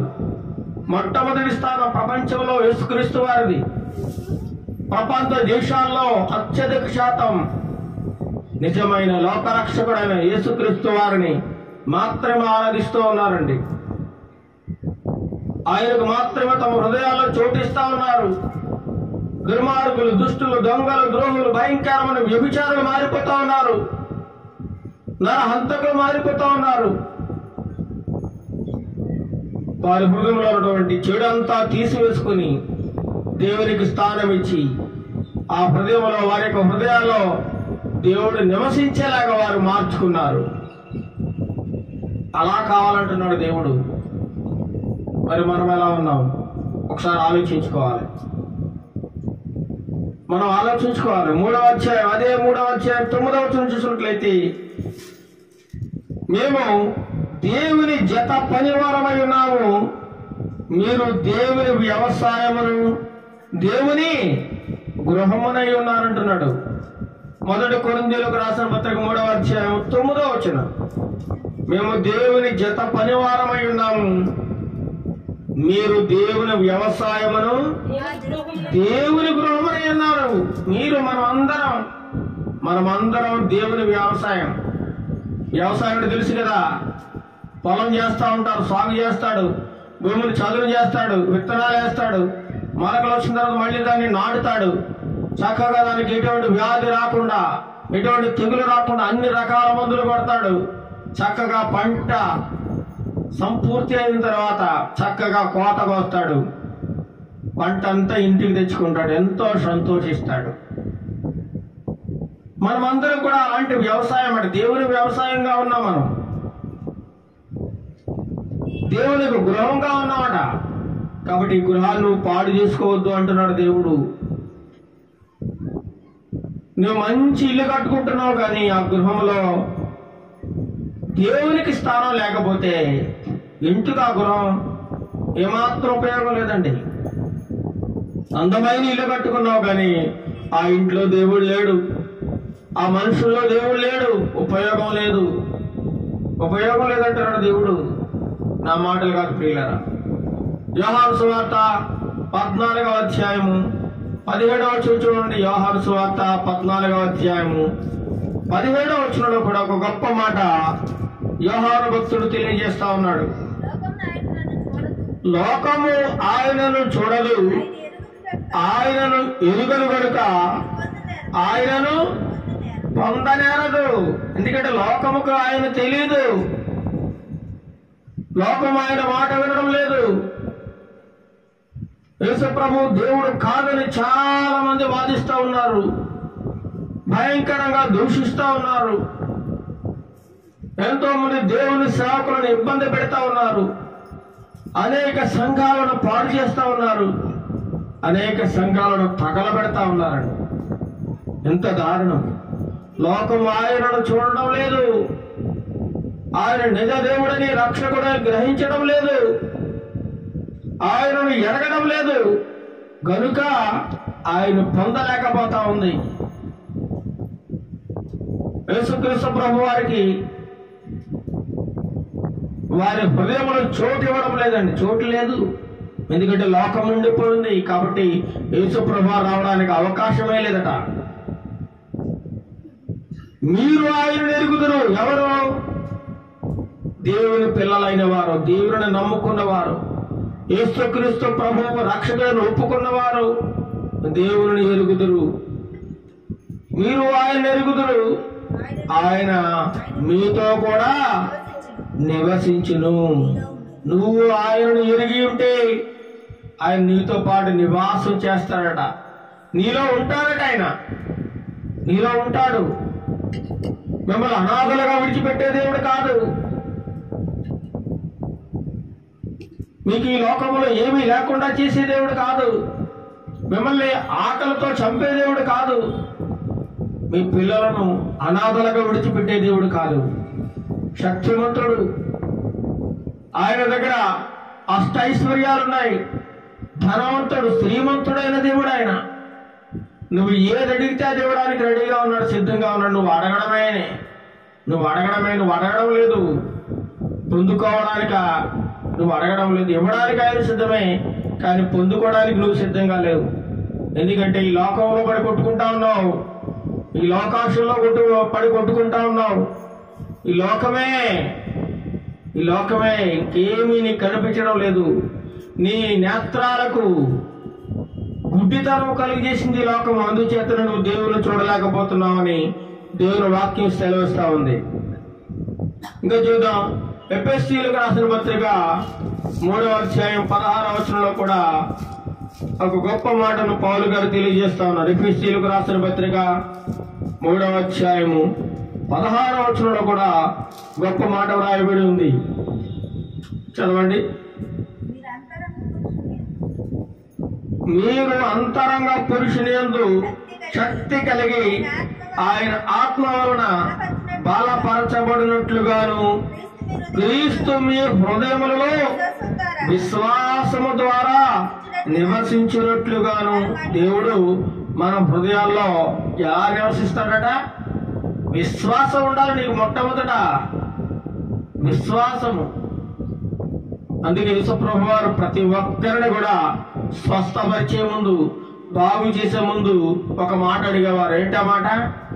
విశ్వాసము చూచున్నావా అంటే అర్థం ఏంటి? నువ్వు నమ్ముతున్నావా? నేను దేవుడినా నువ్వు నమ్ముతున్నావా నిజంగా? ఏదో అందరూ నమ్ముతున్నారా? నేను నమ్ముతున్నానండి. అందరూ వెళ్తున్నారని నేను వెళ్తున్నానండి. అందరూ పాటలు పాడుతున్నారు, నేను పాటలు పాడుతున్నాను. అందరూ ప్రార్థన చేస్తే నేను ప్రార్థన చేస్తున్నాను. అంటే ఒక ఆచారంగా చేస్తున్నావా, లేదా ఆత్మతో చేస్తున్నావా, భయభక్తులతో చేస్తున్నావా అని అడుగుతున్నాడు దేవుడు. క్రీస్తు మీ హృదయములలో విశ్వాసము ద్వారా నివసించినట్లు తన మహిమైశ్వర్యం చొప్పున మీకు దయచేయవలననియు మీరు దేవుని సంపూర్ణత యందు పూర్ణులగునట్లుగా ప్రేమయందు వేరుపారి స్థిరపడి సమస్త పరిశుద్ధులతో కూడా దాని వెడల్పు, పొడుగు, లోతు, ఎత్తు ఎంతో గ్రహించుకోవాలట. జ్ఞానమునకు మించిన క్రీస్తు ప్రేమ నువ్వు తెలుసుకోగలుగుతున్నావా? ఆయన శక్తి ఏంటో నువ్వు తెలుసా? ఆయన శక్తిని నువ్వు చాలా చులకలుగా చూస్తున్నావేమో, చాలా తక్కువగా ఉందాము, నీకు ఎగతాళిగా ఉన్నాయేమో ఈ మాటలు. కానీ ఒక రోజున నువ్వు బాధపడే రోజు వస్తుంది. అయ్యో, ఎందుకు ఈ మాటలు నేను లైట్గా తీసుకున్నాను, ఎందుకు ఈ మాటలు నేను వినలేకపోయాను, అయ్యో మాటలు వింటే నేను బాగుపడుతునేమో. ఒకనాడు ధనవంతుడు నరకములో పడి వేదన పడుతూ చాలా నరకయాతన అనుభవిస్తూ, ఓ దేవా, ఓ ప్రభువా, నేను ఈ నరకములో యాతన పడలేకపోతున్నాను. ఆ అబ్రహాము చిటికిన వేలు కొనతో ఒక నీటి చుక్కను నా నోట్లో, నా గొంతులో వేయి ప్రభువా, వేయి, నరకయాతన అనుభవిస్తున్నారని ధనవంతుడు నరకములో ఉండి ఆ లాజరును పంపించాడు. లాజరేమో ఈ లోకంలో ఎన్నో ఇబ్బందులు, శ్రమలు, ఇరుకులు, తినడానికి ఆహారం లేదు, కట్టుకోవడానికి బట్టలు లేవు, అందరూ నీచంగా విలువేయబడిన వారిగా చూశారు. కానీ ధనవంతుడు భోగ భాగ్యాలు అనుభవించాడు, ఈ లోకంలో సుఖం అనుభవించాడు. కానీ నరకంలో యాతన పడతా ఉన్నాడు. ఆ చిటికిన వేలు కొనతో కొంచెం ఒక నీటి చుక్క కోసం ఆరాటపడతా ఉన్నాడట. నీటి చుక్క కూడా దొరకదు అక్కడ. భయంకరమైన వేదన, నరకము. ఒకసారి ఊహించుకో, దాన్ని ఇమాజిన్ చేసుకో. నీ బ్రతుకు ఎలా ఉందో నీకు అర్థమవుతుంది. నువ్వు ఎక్కడికి పోతావో చనిపోయిన తర్వాత. నువ్వు అనుకుంటున్నావు బ్రతికినంత కాలం నేను హాయిగా బ్రతుకుతా, సుఖంగా బ్రతుకుతా, నాకున్న డబ్బంతా అనుభవిస్తాను, ఎంజాయ్ చేస్తాను. చనిపోయిన తర్వాత ఎవడు ఎక్కడికి పోతాడో ఎవడికి తెలుసు. ఈ భూమి మీద ఉన్నంత కాలం కదా ఇదే కదా జీవితం అనుకుంటున్నావేమో. లేదు లేదు, ఇది కాదు కదా అసలు జీవితం. నువ్వు చనిపోయిన తర్వాత స్టార్ట్ అవుతుంది అసలైన జీవితం. అసలైన జీవితం ప్రారంభమవుతుంది నువ్వు చనిపోయిన తర్వాత. అప్పుడు నీ ఆత్మ రెండు ప్రదేశాల్లో ఏదో ఒక ప్రదేశంలోకి వెళ్ళిపోతా ఉంది. ఒకటి, నెమ్మది పొందుతావా, సంతోషంగా ఉంటావా దేవునితో, లేదా నరకములో యాతన పడతావా. డిసైడ్ చేసుకోవాల్సింది ఈ భూమి మీద మనం ఈ జీవించి ఉన్నప్పుడు మాత్రమే. ఈ జీవము నీలో, ఈ ఊపిరి నీలో ఉన్నప్పుడు మాత్రమే నువ్వు నిర్ణయించుకోవాలి తప్ప చనిపోయిన తర్వాత ఇంకా అవకాశం లేదు. ధనవంతుడు చనిపోయిన తర్వాత అవకాశం కోసం ఎదురు చూస్తా ఉన్నాడు. అయ్యో అయ్యో, నేను భూలోకములో దేవుని మాటలు వినలేకపోయాను కదా, దేవుని సువార్తని నమ్మలేకపోయాను కదా. ఒక వ్యక్తి మైకులో గొంతు చించుకొని ప్రతి ఆదివారం పొద్దున్న అరుస్తున్నాడు కదా, అతని మాట వింటే నేను బాగుపడుతునేమో, ఈ నరకం నుండి నేను తప్పించబడుతునేమో, ఈ పరలోక రాజ్యం నాకు దక్కునేమో అని ఒక రోజు నువ్వు బాధపడతావు సుమా, చాలా బాధపడతావు. అంటాడు ధనవంతుడు, నాకు ఇంకా సహోదరులు ఉన్నారు లోకంలో, వాళ్ళకు సువార్త లేదు, వాళ్ళు కూడా ఇక్కడికి వచ్చేస్తారేమో నన్ను అక్కడ పంపించేటాడు. కుదరదు నాయనా, నువ్వు మళ్ళీ భూలోకానికి వెళ్ళే అవకాశం లేదు, పరలోకానికి రావడానికి కూడా అవకాశం లేదు. ఇక్కడ వాళ్ళు అక్కడికి, అక్కడ వాళ్ళు ఎక్కడికి వెళ్ళడానికి లేదు. భూలోకంలో నా దేవుని సేవకులు ఉన్నారు, బిడ్డలు ఉన్నారు, వాళ్ళు చెప్తున్నారు వాక్యం. వాళ్ళు చెప్పినప్పుడు నీ సహోదరులు వింటే ఇలాంటి నరకయాతను అనుభవించకుండా పరలోక రాజ్యం చేరతారంటున్నాడు. ఇష్టం నీ ఇష్టం, బలవంతం లేదు. ఎవరు నిన్ను భయపెట్టరు, నిన్ను ఎవరు ఇబ్బంది పెట్టరు. నీకేం కావాలో, ఎలాంటి మార్గం కావాలో నిర్ణయించుకునే అధికారం దేవుడు నీకు ఇచ్చాడు. నీ లోకంలో ఉంటావా, ఈ లోకానికి వేరుగా ఉంటావా, దేవుడికి చోటిస్తావా, లోకానికి దాసుడైపోతావా, నీ ఇష్టం. Choice is yours. నీదే చాయిస్ దేవుడు నీకే ఇస్తున్నాడు. దేవుడు ఎవరిని ఇబ్బంది పెట్టడం లేదు, ఎవరిని మత మార్పిడి చేయాల్సిన అవసరం లేదు, ఎవరిని ప్రభు నమ్ముకో నమ్ముకో నమ్ముకో అని చెప్పాల్సిన అవసరం కూడా లేదు. దేవుని మాట వింటే, దేవుని మాట నీ హృదయంలో పడితే నీ హృదయమే మారిపోతుంది ఆటోమేటిక్గా. దేవుని వాక్యమే నీలో ఫలిస్తుంది, దేవుని వాక్యమే నీతో పని చేయిస్తుంది. నీ హృదయంలో చెత్త చెదారం తొలగించేది దేవుని వాక్యం మాత్రమే. నీ హృదయాన్ని మార్చగలిగే శక్తి దేవుని వాక్యానికి ఉంది తప్ప మనుషులకు లేదు, మనుషులకు లేదండి. అందుచేతనే విశ్వాసము ద్వారా దేవుడు మన హృదయాల్లో నివసిస్తానంటున్నాడు. విశ్వాసం ఉండాలి, నమ్మకం. మరి ముఖ్యమైన భాగం చదువుకుందాం. యెషయా గ్రంథము, ఇంకా మంచి వాక్యాలు దేవుడు దైవ గ్రంథంలో రాయించింది. యెషయా గ్రంథము 57వ అధ్యాయము 57వ అధ్యాయము 15వ వచనం. దేవుడు ఎలాంటి వాడు? మహాగణుడును మహోన్నతుడును పరిశుద్ధుడును నిత్య నివాసియునైన దేవుడు ఇలాగూ సెలవిస్తా ఉన్నాడు. మహాగణుడట. అలాంటి ఘనమైన దేవుడు ఎవరైనా ఉన్నారంటే అది దేవాదేవుడు మాత్రమే. ఆయనకు మాత్రం ఈ పేరు చెందుతుంది, మహాగణుడని. మహోన్నతుడైది, మహా ఉన్నతమైన దేవుడు. ఇంకా పరిశుద్ధుడు. మొట్టమొదటిది మహాగణుడు, రెండవది మహోన్నతుడు, మూడవది పరిశుద్ధుడు, ఇంకా నిత్య నివాసి, నిత్యము నివసించేవాడు. ఇలా నాలాగా 60-70 సంవత్సరాలు చచ్చిపోయేవాడు కాదు ఆయన. ఆయన పేరు ఇంకా చూడండి, చనిపోయాడు అనుకోండి 2 రోజులు, 3 రోజులు, 4 రోజులు, లేదా ఒక నెల గుర్తుపెట్టుకుంటారు, లేదా ఒక సంవత్సరం గుర్తుపెట్టుకుంటారు, తర్వాత మర్చిపోతారు. అంతే, మర్చిపోతారు, అందరూ మర్చిపోతారు. అలా ఎంతో మంది చనిపోయారు, అందరూ కూడా మర్చిపోయాం. కానీ ఒకరిని మాత్రము తరాలు గతించిన, యుగాలు గతించిన మర్చిపోలేం. ఎవరైనా యేసుక్రీస్తు ప్రభువారు, దేవుడైనా. ఆయన ప్రపంచం ఎప్పటికీ మర్చిపోలేదు, మర్చిపోకూడదు కూడా. ఎందుకంటే ఆయన నిత్య నివాసి, యుగయుగములు జీవించేవాడు. నీలో, నాలో, మనందరిలో నువ్వు అవకాశం ఇస్తే, చోటిస్తే ఇప్పుడే నీలోకి, నీ హృదయంలోకి దేవుడు వచ్చేస్తాడు రమ్మని పిలిస్తే. అలాంటి దేవుడు మాట్లాడుతూ ఉన్నాడు. చదవండి, నేను మహోన్నతమైన పరిశుద్ధ స్థలములో నివసించేవాడు. ఎక్కడ నివసిస్తారట? రోడ్ల పక్కన, లేదా హైవే రోడ్లోను, లేదా మురికి కాలువల్లోను, ఏమంటే వీధుల్లోను, లేదా పేటల్లోను నివసిస్తాడా దేవుడు? చూడండి, ఎక్కడెక్కడ గుళ్ళు ఉన్నా అక్కడ నివసిస్తాడా దేవుడు? కాదు. నేను మహోన్నతమైన పరిశుద్ధ స్థలములో నివసించే దేవుడు. నేను ఎక్కడ పడితే అక్కడ ఉండేవాడు కాదు ఆయన. ఎవరి హృదయంలో బట్టే వారి హృదయంలో ఉండేవాడు కాదు ఆయన. ఆయనకి నివాసం చేయాలంటే పరిశుద్ధమైన హృదయం కావాలి. నీలో పరిశుద్ధత ఉండాలి, పవిత్రత ఉండాలి. నీలో ఎటువంటి కామ వికారమైన కోరికలు ఉండకూడదు. వ్యభిచార సంబంధమైన ఆలోచనలు నీలోకి రాకూడదు.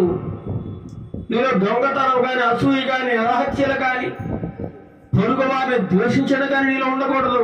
అలా ఉన్నట్లయితే నీలో దేవుడు నివసించనంటున్నాడు. ఇంకటి, నేను మహోన్నతమైన పరిశుద్ధ స్థలంలో నివసించేవాడను. అలాంటి దేవుడు పరిశుద్ధమైన స్థలాల్లో, పరలోకములో నివసించే దేవుడు ఆయన. మహావీరుడు, మహోన్నతుడు, నిత్య నివాసి అయిన దేవుడు. ఎలాంటి దగ్గర నివసిస్తున్నాడు? కింద మాట్లాడుతాం, చదవండి. అయినను వినయము గలవారి ప్రాణమును ఉజ్జీవింపచేయుటకును. ఎక్కడట? వినయము గలవారి దగ్గరకు వచ్చేస్తాడు దేవుడు. వినయం ఉండాలి, వినయం, విధేయత, తగ్గించుకోవడం ప్రతి ఒక్కరికి కావాల్సింది. దేవుని పిల్లలు అని చెప్పుకున్నావా నువ్వు? మొట్టమొదటి నీలో ఉండే లక్షణం ఏంటి తెలుసా? వినయం. చిన్నవారు మాట్లాడినా, పెద్దవారు మాట్లాడినా, ఎవరు నీతో మాట్లాడినా వినయంగా మాట్లాడాలి, విధేయత చూపించాలి, తగ్గించుకోవాలి. ఒక్క మాటలో చెప్పాలంటే తగ్గించుకొని. చాలా మంది క్రైస్తవులు చూస్తూ ఉంటాం, ఎదురుగా కనబడినా సరే మాట్లాడండి, గర్వం, అహంకారం, కనీసం ప్రైజ్ లాట్ కూడా చెప్పరు. ప్రైజ్ లాట్ చెప్పరు. నువ్వేం క్రైస్తవుడివి, నువ్వేం దేవుని కుమారుడివి, దేవుని కుమార్తెవి. ఇక నీ హృదయంలో దేవుడు ఎక్కడ నివసిస్తాడు చెప్పండి? అంతా నువ్వు నటిస్తున్నావు నటన. నేను దేవుని బిడ్డలని చెప్పుకుంటూ నిన్ను నువ్వే మోసం చేసుకుంటున్నావు. ఎవరిని మోసం చేయలేవు సుమా, నీకు నువ్వే మోసం చేసుకుంటా ఉన్నావు. వినయం లేదు నీలో, అహంకారం రాజ్యం వెళ్తా ఉంది, గర్వము. ఏదో చూసి నువ్వు మిడిసిపడతా ఉన్నావు. దేవుడే చూసి నువ్వు గొప్పగా భావించుకుంటూ నాకేం పర్వాలేదు, నాకేం లోటు లేదు అనుకుంటున్నావేమో. నీ జీవితం ఇక్కడ శాశ్వతం కాదు. కేవలం 60-70 సంవత్సరాలకు పరిమితం అయిపోయింది ఇది. నీ జీవితం లెక్క రాసి పెట్టేసాడు దేవుడు. అంతకు మించి నువ్వు బతకలేవు. ఒకవేళ బ్రతికినా ఎందుకో పనికిరాని జీవితం అది. ఎందుకో పనికిరాని జీవితం. కథల్లేవు, మెదల్లేవు, మాట్లాడలేవు, చూడలేవు, వినలేవు. ఎవరో పెడితే వారి యొక్క దయా దాక్షిణ్యాల మీద బతకాల్సిన పరిస్థితి వస్తుంది నీకు. ఇంకా బ్రతుకు కూడా ఉపయోగం చెప్పండి. అలాంటి బ్రతుకు కూడా ఉపయోగం లేదు. అందరి చేత చీవాట్లు తింటూ చీ అనిపించుకుంటూ ఏమండి చాలా యాతన పడితే బ్రతుకు అవసరమా? అవసరమా చెప్పండి? నీ వయసు ఉన్నప్పుడేమో బలం ఉన్నప్పుడేమో వెర్రవేగి నీ ఇష్టానుసారంగా మాట్లాడి దేవునికి ఏమాత్రం చోటు ఇవ్వకుండా నీకు ఇష్టం వచ్చినట్టు నడిచావే, ఇప్పుడేమో యాతన పడుతూ బాధపడుతూ నీ పరిస్థితి వర్ణనాతీతంగా మారిపోయింది. కాబట్టి నువ్వు దేవుని పిల్లవైతే, దేవుని కుమారుడు, దేవుని బిడ్డవైతే మొట్టమొదటి నువ్వు నేర్చుకోవాల్సింది వినయం, విధేయత. ప్రతి ఒక్కరిని గౌరవించడం నేర్చుకో. చిన్నవారి నుండి పెద్దవారి వరకు, వృద్ధుల వరకు దేవుని పిల్లలు ఒకరినొకరు ఏం చేసుకోవాలంటే ఎదురుపడినప్పుడు దేవునికి స్తోత్రం చెప్పుకోవాలి, ప్రైజ్లా చెప్పాలి, వందనాలు చెప్పాలి. కానీ అది లేనేది మర్చిపోయారు. క్రైస్తవులకి అది చాలా దూరంగా ఉందన్నమాట. ఆయన ఎవరి దగ్గర నివసిస్తాడట? వినయము గలవారి ప్రాణమును ఉజ్జీవింపజేయుటకును. ఇంకా చదవండి. నలిగిన వారి ప్రాణమును ఉజ్జీవింపజేయుటకును, వినయము గలవారి యొద్దను, దీన మనస్సు గలవారి యొద్దను నివసించుచున్నాను అంటున్నాడు. ఎవరి దగ్గర నివసిస్తాడు దేవుడు? ఎక్కడ ఉంటానంటున్నాడు? వినయము గలవారి యొద్దను, దీన మనస్సు గలవారి యొద్దను నేను నివసిస్తాను అంటున్నాడు. ఇలాంటి హృదయం ఎవరైతే కలిగి ఉంటారో, గుడికి వెళ్ళేవాళ్ళు కానీ, చర్చిలకు వెళ్ళేవాళ్ళు కానీ, గొప్ప గొప్ప మందిరాలకు వెళ్ళేవాళ్ళు కానీ, ఈ లక్షణాలు లేకపోతే వారు ఎన్ని సంవత్సరాలు వెళ్ళినా వారి జీవితం వృధా, ప్రయాస, వెళ్ళాల్సిన అవసరం కూడా లేదంటున్నాడు దేవుడు. ఇలాంటి లక్షణాలు నీకున్నాయా? నేను వినయము గలవారి యొద్దను, దీన మనస్సు గలవారి యొద్దను నివసిస్తాను తప్ప అహంకారము గర్వము ఉన్నవారి యొక్క నేను ఏమాత్రం నివాసం చేయను. ఇంకా చెప్పాలంటే ఈ మనుషులు కట్టినటువంటి అందమైన మందిరాలలో నేను అస్సలు నివసించనంటున్నాడు దేవుడు. నాకు కావాల్సింది నీ హృదయంలో కాస్త చోటు ఇవ్వగలవా అని అడుగుతున్నాడు. ఇచ్చినట్లయితే ఇప్పుడే నీ హృదయంలోకి వచ్చేస్తాను, నీ హృదయం అనే ఇంటిలోకి, నీ హృదయం అనే గృహంలోకి నేను వచ్చి నివాసం చేస్తాను అంటున్నాడు. మరి అవకాశం నువ్వు నేను మనం ఇవ్వగలుగుతున్నాము ఒకసారి ఆలోచించుకోవాలి. జకర్యా గ్రంథము 2వ అధ్యాయము 13వ వచనం చూడండి. జకర్యా గ్రంథము 2వ అధ్యాయము 13వ వచనంలో, సకల జనులారా యెహోవా తన పరిశుద్ధమైన నివాసము విడిచి వచ్చుచున్నాడు. దేవుడు తన నివాసం ఎక్కడుందట? పరలోకములో పరిశుద్ధమైన నివాసము. మనం అనుకుంటున్నాం ఒక అరగంట గంట మాత్రమే ఆయనకు స్తుతి స్తోత్రాలు చెప్పి చేసి ముగించేస్తున్నాం. కానీ పరలోకంలో దేవుని యొక్క దూతలు నిత్యము రాత్రి లేదు పగలు లేదు పరిశుద్ధుడు పరిశుద్ధుడు పరిశుద్ధుడు పరిశుద్ధుడు పరిశుద్ధుడని అలా గాన ప్రతిగానములు చేయడమే వారి పని. దేవునికి స్తుతులు చెల్లించడమే వారి పని. మనం 4 పాటలు పాడి అలసిపోతాం, గొంతు పోద్ది, మళ్ళీ పాడాలంటే పాడలేము, అలసిపోతాం. కానీ దేవుని యొక్క దూతలు నిరంతరము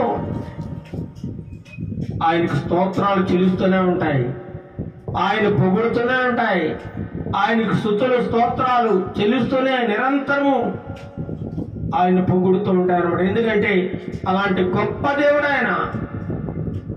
అలాంటి దేవుడు ఏం చేస్తారట? చదవాలి. జకర్యా గ్రంథం 2వ అధ్యాయం 13వ వచనం. సకల జనులారా యెహోవా తన పరిశుద్ధమైన నివాసము విడిచి వచ్చుచున్నాడు.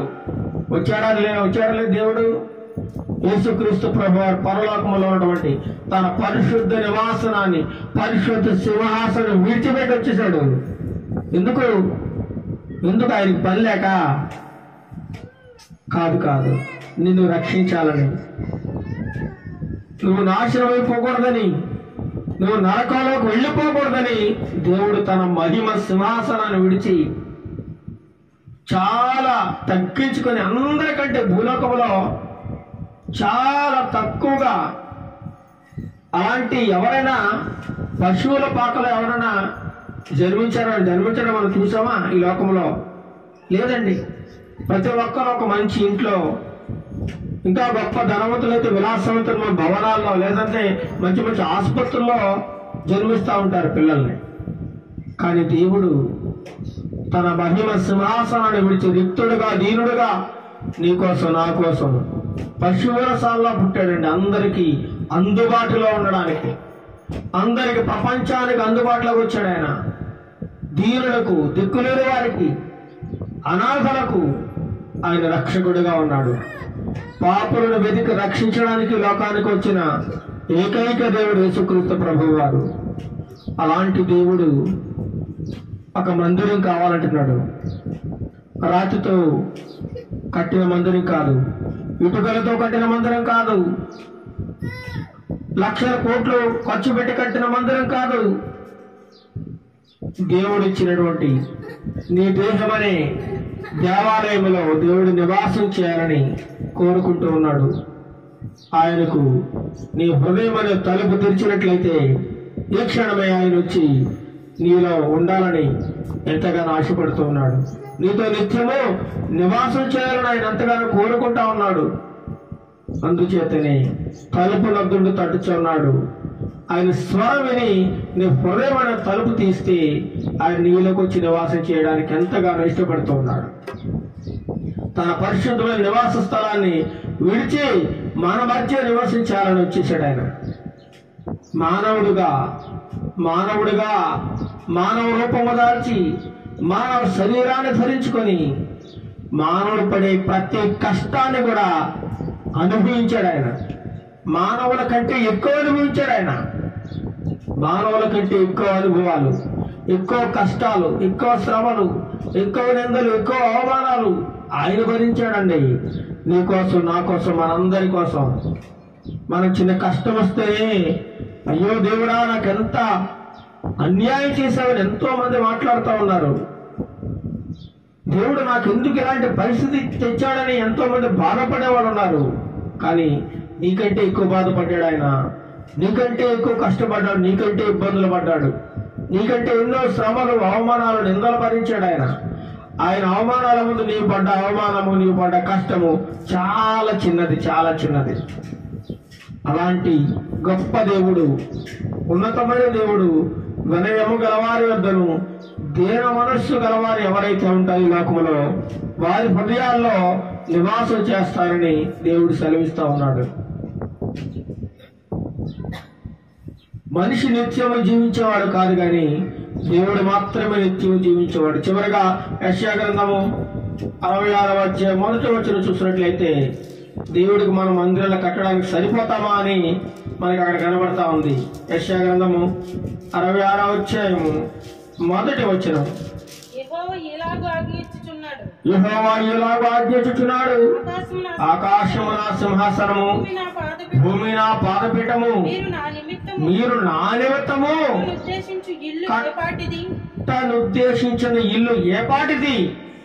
కొట్టి పారేస్తున్నాడు దేవుడు. నువ్వు నాకు ఎలాంటి ఇల్లు కట్టగలవు? ఈ లోకంలో ఇలాంటి మందిరం కట్టి నన్ను సంతోషింపజేయగలవు? నాకు అసలు నువ్వు ఇల్లు కట్టగలవా? నాకు గృహాన్ని నువ్వు కట్టగలవా? ఆకాశం నా సింహాసనం, భూమి నా పాదపీఠం. భూమి అంతా కలిస్తేనట ఆయన పాదాలు పెట్టుకునే ఒక పీట. ఆకాశం అంతా కలిస్తే ఆయన కూర్చునే సింహాసనం అంట. అలాంటిది నువ్వు భూమి మీద నువ్వు మందిరం కట్టగలవా? నా నిమిత్తము నువ్వు ఒక ఇల్లు కట్టగలవా? నువ్వు ఎపాటివాడివి? నాకు విశ్రమ స్థానముగా మీరు కట్టను ఉద్దేశించినది ఎపాటిది అంటున్నాడు. నేను విశ్రాంతి తీసుకోవడానికి, నాకు విశ్రాంతి దినము ఒక మందిరం కట్టడానికి నువ్వు ఏపాటి వాడివి? అవన్నీ నా హస్తకృత్యములు కావా? నేను చేతితో నిర్మించినవి కాదా? నేను ఈ ప్రకృతినంతా నేను చేయలేదా? అవి నా వలన కలిగినవి కావా అని దేవుడు సెలవిస్తా ఉన్నాడు. ఎవడు దీనుడై, చదవడం మాట, ఎవడు దీనుడై నలిగిన హృదయం గలవాడై నా మాట విని వణుకుచుండును వానినే నేను దృష్టించుచున్నాను. ఎవరి దగ్గర ఉంటాను తెలుసా? నేను బాగా డబ్బులు ఎవరి దగ్గర కాదు, బాగా మంచి మంచి ఇల్లు కట్టుకున్న వాడి దగ్గర కాదు, గొప్ప రాజకీయ నాయకుడి దగ్గర కాదు. ఎవరి దగ్గరట? ఎవడు దీనుడై నలిగిన హృదయం గలవాడై నా మాట విని వణుకుచుండును. వణకాలి, నువ్వు దేవుడికి భయపడాలి. కానీ ఈనాడు చాలా మందికి భయం లేదు. దేవుడు అంటే భయం లేదు, దేవుడి మాట అంటే భయం లేదు, దేవుని వాక్యం అంటే చాలా అశ్రద్ధ. చాలా మంది చూస్తుంటాం, పాటలన్నీ పాడినప్పుడు చాలా మంది పాటలు పాడడానికే వెళ్తారు, పాటలు అయిపోగానే బయటకు వెళ్ళిపోతారు. తర్వాత వాక్యంతో వాళ్ళకి పని లేదు, వాక్యం వినరా. సాతానుడు కూడా పాటల వరకే ఉండరా బాబు, వాక్యానికి నీకు అవసరం లేదు. ఎందుకంటే వాక్యం అన్నా అనుకో మళ్ళీ నువ్వు మారిపోతావు. చక్కగా సంతోషంగా మ్యూజిక్ తోటి చక్కగా ఒకటి రెండు పాటలు పాడుకో, వెళ్ళిపోతే అంతవరకే. నువ్వు వాక్యం అన్నావు అనుకో మళ్ళీ నీ మనసు మారిపోతుంది, నీలోకి మళ్ళీ నేను రావాల్సి ఉంటుంది. కాబట్టి నువ్వు వినకో, దేవుడు వచ్చేస్తాడు. కాబట్టి సాతానుడు ఏం చేస్తాడు? వాక్యాన్ని వినేడు, వాక్యానికి నిన్ను దూరం చేసేస్తాడు.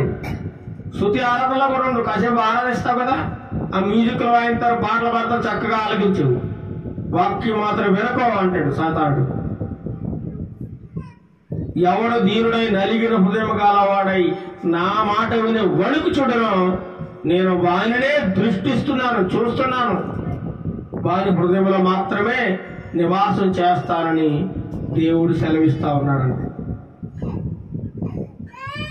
ఆకాశం ఆయన సింహాసనము, భూమి ఆయన పాదపీఠము. అలాంటి దేవునికి మనం ఎలాంటి మందిరం కట్టగలం చెప్పండి? ఎలాంటి మందిరం కట్టిన ఆయన సంతోషించగలడా?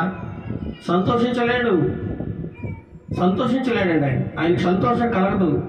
ఆయనకు నువ్వు విశ్రాంతి స్థలాన్ని నువ్వు కట్టలేవు, కట్టలేవు. నీ హృదయం అనే ఇల్లు ఆయన కోరుకుంటున్నాడు, నీ హృదయం అనే గృహమా ఆయన కోరుకుంటున్నాడు. నీ గృహంలో, నీ హృదయం అనే నీ దేహం అనే ఆలయంలో దేవుడు నివాసించాలని ఎంతగానో కోరుకుంటున్నాడు. అలాంటి గృహం కట్టుకోవాలని, దేవునికి ఇష్టమైన గృహం ఏదంటే నువ్వే, నీ హృదయమే దేవునికి ఇష్టమైన గృహం. ఆయనకి ఇష్టమైన గృహముగా నువ్వు మార్పు చెందాలని దేవుడు ఈ ఉదయకాల సమయంలో మనందరితో మాట్లాడుతూ ఉన్నాడు. ఎలాంటి హృదయం కావాలి? దేవుడు నివసించే గృహం అంటే ఏది? ఎలాంటి హృదయంలో, ఎలాంటి గృహంలో నివసిస్తాడో దేవుడు ఎంతవరకు మనతో మాట్లాడాడు. కాబట్టి మన హృదయాలను సిద్ధం చేసుకుందాం, దేవుడు నివసించే గృహాలుగా, దేవుడు ఉండే ఇల్లుగా మన హృదయాలను ఇప్పటి నుండే మనమందరం కూడా శుభ్రం చేసుకుని, ఇల్లు శుభ్రం చేసుకుంటాం. ఉదయం లేచింది మొదలుకొని సాయంత్రం వరకు ఇల్లు శుభ్రం చేసుకుంటాం, ఒళ్ళు శుభ్రం చేసుకుంటాం, బట్టలు శుభ్రం చేసుకుంటాం. కానీ ఒకటి మాత్రం శుభ్రం చేసుకోం, ఏంటంటే హృదయం. మన బట్ట మురికిపోవాలంటే సబ్బులు ఉన్నాయి, సర్ఫ్ ఉంది. మన ఇల్లు శుభ్రం కావాలంటే రకరకాల లిక్విడ్స్ ఉన్నాయి, వాటితో శుభ్రం చేసుకోగలం. కానీ మన హృదయం అంతరంగంలో ఉండేటువంటి పాపాన్ని శుభ్రం చేయాలంటే కేవలం యేసు రక్తం ద్వారా మాత్రమే అది శుభ్రం అవుతుంది. కాబట్టి ఆ యేసు రక్తమును మనము, ఆయన రక్తమును మన హృదయంలో ప్రోక్షించుకుని మన హృదయంలో ఉన్న పాపానంతా కడిగి వేసుకుంటే దేవుడు మన హృదయాల్లో నివసిస్తాడని ఈ ఉదయకాలం దేవుడు మన అందరితో మాట్లాడాడు. అటువంటి హృదయమును మనం అందరము సిద్ధపరచుకుందాము గాక. ఆమేన్. ప్రార్థన చేసుకుందాం. మహాగణుడు, మహాన్నతుడైన మా ప్రియ పరలోకపు తండ్రి, నీకే వందనాలు, స్తోత్రాలు చెల్లిస్తున్నాము నాయన. ఈ ఉదయకాల సమయంలో నాయన, ఈ మార్చి నెల మొదటి ఆదివారం, మొదటి ఆరాధనలో మీరు నాయన ఇంతవరకు ఎంతో విలువైన మాటలు, ఘనమైన మాటలు మా హృదయంలో ఎటువంటి ఇల్లు కట్టాలో మాకు నేర్పించినందుకు మీకు వందనాలు, స్తోత్రాలు చెల్లిస్తున్నాం నాయన. చాలా మంది విలువైన మందిరాలలో, లక్షల కోట్లు కట్టి పెట్టిన మందిరాలలో దేవుడు ఉంటాడని భావిస్తున్నారు ప్రభువా. కానీ దేవుడు నివసించేది హస్తకృతములైన ఆలయములు కాదు ప్రభువా, మీరు ఎంచుకున్నటువంటి ఈ దేహమైన ఆలయములో దేవుడు నివసిస్తాడని నీ వాక్యం సెలవుస్తుంది ప్రభువా. కేవలం మా హృదయంలో చోటిస్తే చాలు ప్రభువా. నీకు వెండి బంగారం అవసరం లేదు, ధనధాన్యాలు అవసరం లేదు, దశభాగాలు అవసరం లేదు, మా కానుకలు అవసరం లేదు. కానీ నీ హృదయం నీ హృదయం నాకు కావాలి. నీ హృదయం పవిత్రంగా ఉంచుకుని నీ పవిత్రమైన హృదయాన్ని నాకు ఇస్తే అందులో నేను నివసిస్తాను, అందులో నేను ఉంటానని నువ్వు కోరుకుంటున్నావు ప్రభువా. అలా మేము ఉండడానికి, మా హృదయాలను పవిత్రం చేసుకుని, మా హృదయాల్లో నీకు చోటు ఇవ్వడానికి, మా హృదయంలో నీకు ఒక మంచి గృహాన్ని కట్టడానికి మా అందరికీ నీ కృపా సహాయం దయచేయండి నాయన. వాక్యం ఎవరైతే అశ్రద్ధ చేస్తున్నారో ఒకనొక దినమున భయంకరంగా ఏడుస్తారు నాయన, గుండెలు బాదుకుంటూ ఏడుస్తారు ప్రభువా. ఎందుకంటే వాక్యం కరువైపోతుంది, వాక్యం దొరకదు నాయన. సాధారణ వాక్యానికి అడ్డంకులు ఎన్నో కలిగిస్తున్నాడు ప్రభువా. వాక్యం బోధిస్తున్నప్పుడే నువ్వు వాక్యాన్ని అంగీకరించు, వాక్యాన్ని నీ హృదయంలో భద్రం చేసుకో. ఎవరు మాట్లాడారో అన్నది ముఖ్యం కాదు, కానీ మాట్లాడిన ప్రతి మాట దేవుడు మాట్లాడిన మాట. దేవుని మాట ఎంతో విలువైనది, శ్రేష్టమైనది, బలమైనది, విలువగలది. నీ ప్రాణమును రక్షించేది, నీ ఆత్మను నరకములో పడకుండా కాపాడేది దేవుని మాట. అలాంటి మాటను మన హృదయంలో భద్రం చేసుకొని వాక్యానికి విలువనిచ్చే మనుషులుగా మనం బతకాలని దేవుడు కోరుకుంటున్నాడు. అటువంటి కృపను మా అందరికి దయచేయను ఆయన. సాతాను అంధకార దురాత్మ శక్తుల చేత ఎంతమంది అయితే పీడింపబడుతున్నారో వారందరినీ ఆ బంధకాల నుండి ఇప్పుడే ఈ క్షణం విడిపించండి ప్రభువా. ఎవరి కుటుంబాలని శాంతి సమాధానం లేక బాధపడుతున్నారో, అనారోగ్య సమస్యలతో సతమతమవుతున్నారో వారందరినీ వారి కట్లను తెంపివేసి వారికి సంపూర్ణమైన ఆరోగ్యమును, మారు మనసును దయచేయండి ప్రభువా. పరిశుద్ధమైన హృదయాన్ని దయచేయండి నాయన. ప్రతి ఒక్క కుటుంబాన్ని దీవించండి, ఆశీర్వదించండి. ఈ ఆకాశపు వాకిట్లెప్పి పట్టణాన్ని దీవులను ప్రతి కుటుంబం మీద, ప్రతి ఇంటిలో మీరు కుమ్మరించండి ప్రభువా. ఇదిగోనైనా ముఖ్యంగా ఇంటర్మీడియట్ విద్యార్థులు పరీక్షలు రాస్తున్నారు నాయన. పరీక్షలు రాస్తే ప్రతి బిడ్డకు మంచి తెలివి, జ్ఞానమును, వివేచనను దయచేయండి ప్రభువా. మీరే మీ బలమైన హస్తముతో వారి యొక్క చేతిని పట్టుకుని రాయించండి నాయన. మంచి మార్కులతో, మంచి ర్యాంకులతో వారి ఉత్తీర్ణత సాధించడానికి నీ కృపా సహాయము మా ప్రియ బిడ్డలందరికీ దయచేయండి ప్రభువా. మంచి వేసవిలో, మండు టెండల్లో ఎంతో కష్టపడి చదువుకొని పరీక్షలు రాస్తున్న బిడ్డలకు మీరు ధైర్యంగా ఉండండి నాయన. మీరు బలమును, శక్తినివ్వండి ప్రభు. మంచి ఆలోచన దయచేయండి ప్రభు. పేపర్ వారికి చక్కగా అనుకూలంగా రావడానికి నీ కృప సహాయం దయచేయండి నాయన. ప్రతి ఒక్క బిడ్డకు మీరు సహాయం దయచేయండి నాయన. అదేవిధంగా 10వ తరగతి విద్యార్థులు కూడా పరీక్ష రాయడానికి సిద్ధపడుతున్నారు ప్రభు. వారితో కూడా మీరు మాట్లాడండి, వారికి మీరు తోడుగా ఉండండి. మంచి తెలివిని, జ్ఞానమును, మంచి ఆలోచన శక్తిని, మంచి బలమును దయచేయండి ప్రభు. వారు చదువుకున్న సంవత్సరం అంతా కష్టపడి ఎంతో శ్రమపడి చదివిన చదువుకు ప్రతిఫలం దయచేయండి నాయన. దీవించండి, ఆశీర్వదించండి. అదేవిధంగా మా కుటుంబాలన్నిటిని మీరు జ్ఞాపకం చేసుకోండి. మేము దేవులము, అల్పులము, అయోగ్యులము నాయన. నీ ముందు ఎందుకు పనికిరాని వారము నాయన, పెంట వంటి వారం నాయన. ఇటువంటి యోగ్యత లేదు నాయన, ఇటువంటి యోగ్యత లేదు ప్రభు. అటువంటి మమ్మలను మీరు ఏర్పాటు చేసుకుని నీ వాక్యమును ప్రకటించి ఆధిక్యతను మాకు దయచేసినందుకు వందనాలు నాయన. నువ్వు ఏపాటి వారం నాయన ఈ మాటలు వివరించడానికి. మా తెలివి చాలదు, మా శక్తి చాలదు, మా జ్ఞానము చాలదు నాయన. మీరు జ్ఞానమునకు అందరి దేవుడు నాయన. జ్ఞానమునకు మా మించిన మహాజ్ఞానము నీ యొక్క ఉంది ప్రభువా. ఈ జ్ఞానంతో మమ్మల్ని నింపండి. మా ప్రియ బిడ్డలందరినీ కాపాడండి నాయన. ఈ వేసవి కాలంలో ఎవరు అలసిపోకుండా, సొలసిపోకుండా, సూళ్ళిపోకుండా, వడదెబ్బ తగలకుండా మా బిడ్డలను కాపాడండి నాయన. ఎండ నుంచి, వాన నుంచి, చల నుంచి కాపాడే దేవుడు నువ్వే ప్రభువా. ఎటువంటి అనారోగ్యం మా బిడ్డలకు రాకుండా కాపాడండి. ఎంతమంది అయితే ఈ మాటలు వింటున్నారో వారందరినీ మీరు దీవించండి, ఆశీర్వదించండి ప్రభు. వారి హృదయాలు ఎటువంటి భేదములు పెట్టుకోకుండా పవిత్రమైన మంచి హృదయం ప్రతి ఒక్కరికి దయచిన ప్రభువా. ఈ దేవుని మాటలు మనం విందాం అనేటువంటి మంచి ఆలోచన ప్రతి ఒక్కరికి దయచేయండి. దీవించండి. ఘనత మహిమ మీరే పొందుకోమని యేసు నామములో ఈ మనవులు అడిగి వేడుకొంచున్నాం తండ్రి. ఆమేన్, ఆమేన్. పరలోకమందున మా తండ్రి, నీ నామం పరిశుద్ధపరచబడును గాక, నీ రాజ్యం వచ్చును గాక, నీ చిత్తం పరలోకమందు నెరవేర్చినట్లు భూమి అందును నెరవేరును గాక. మాకు కావలసిన అనుదిన ఆహారం నేడు మాకు తెచ్చింది. మా రుణస్తులను మేము క్షమించిన ప్రకారం మా రుణములను క్షమించము. శోధన నుండి కేళ్ళను తప్పించము. ఎందుకంటే రాజ్యము, బలము, మహిమ నిరంతరం నీవైనావు తండ్రి. ఆమేన్, ఆమేన్.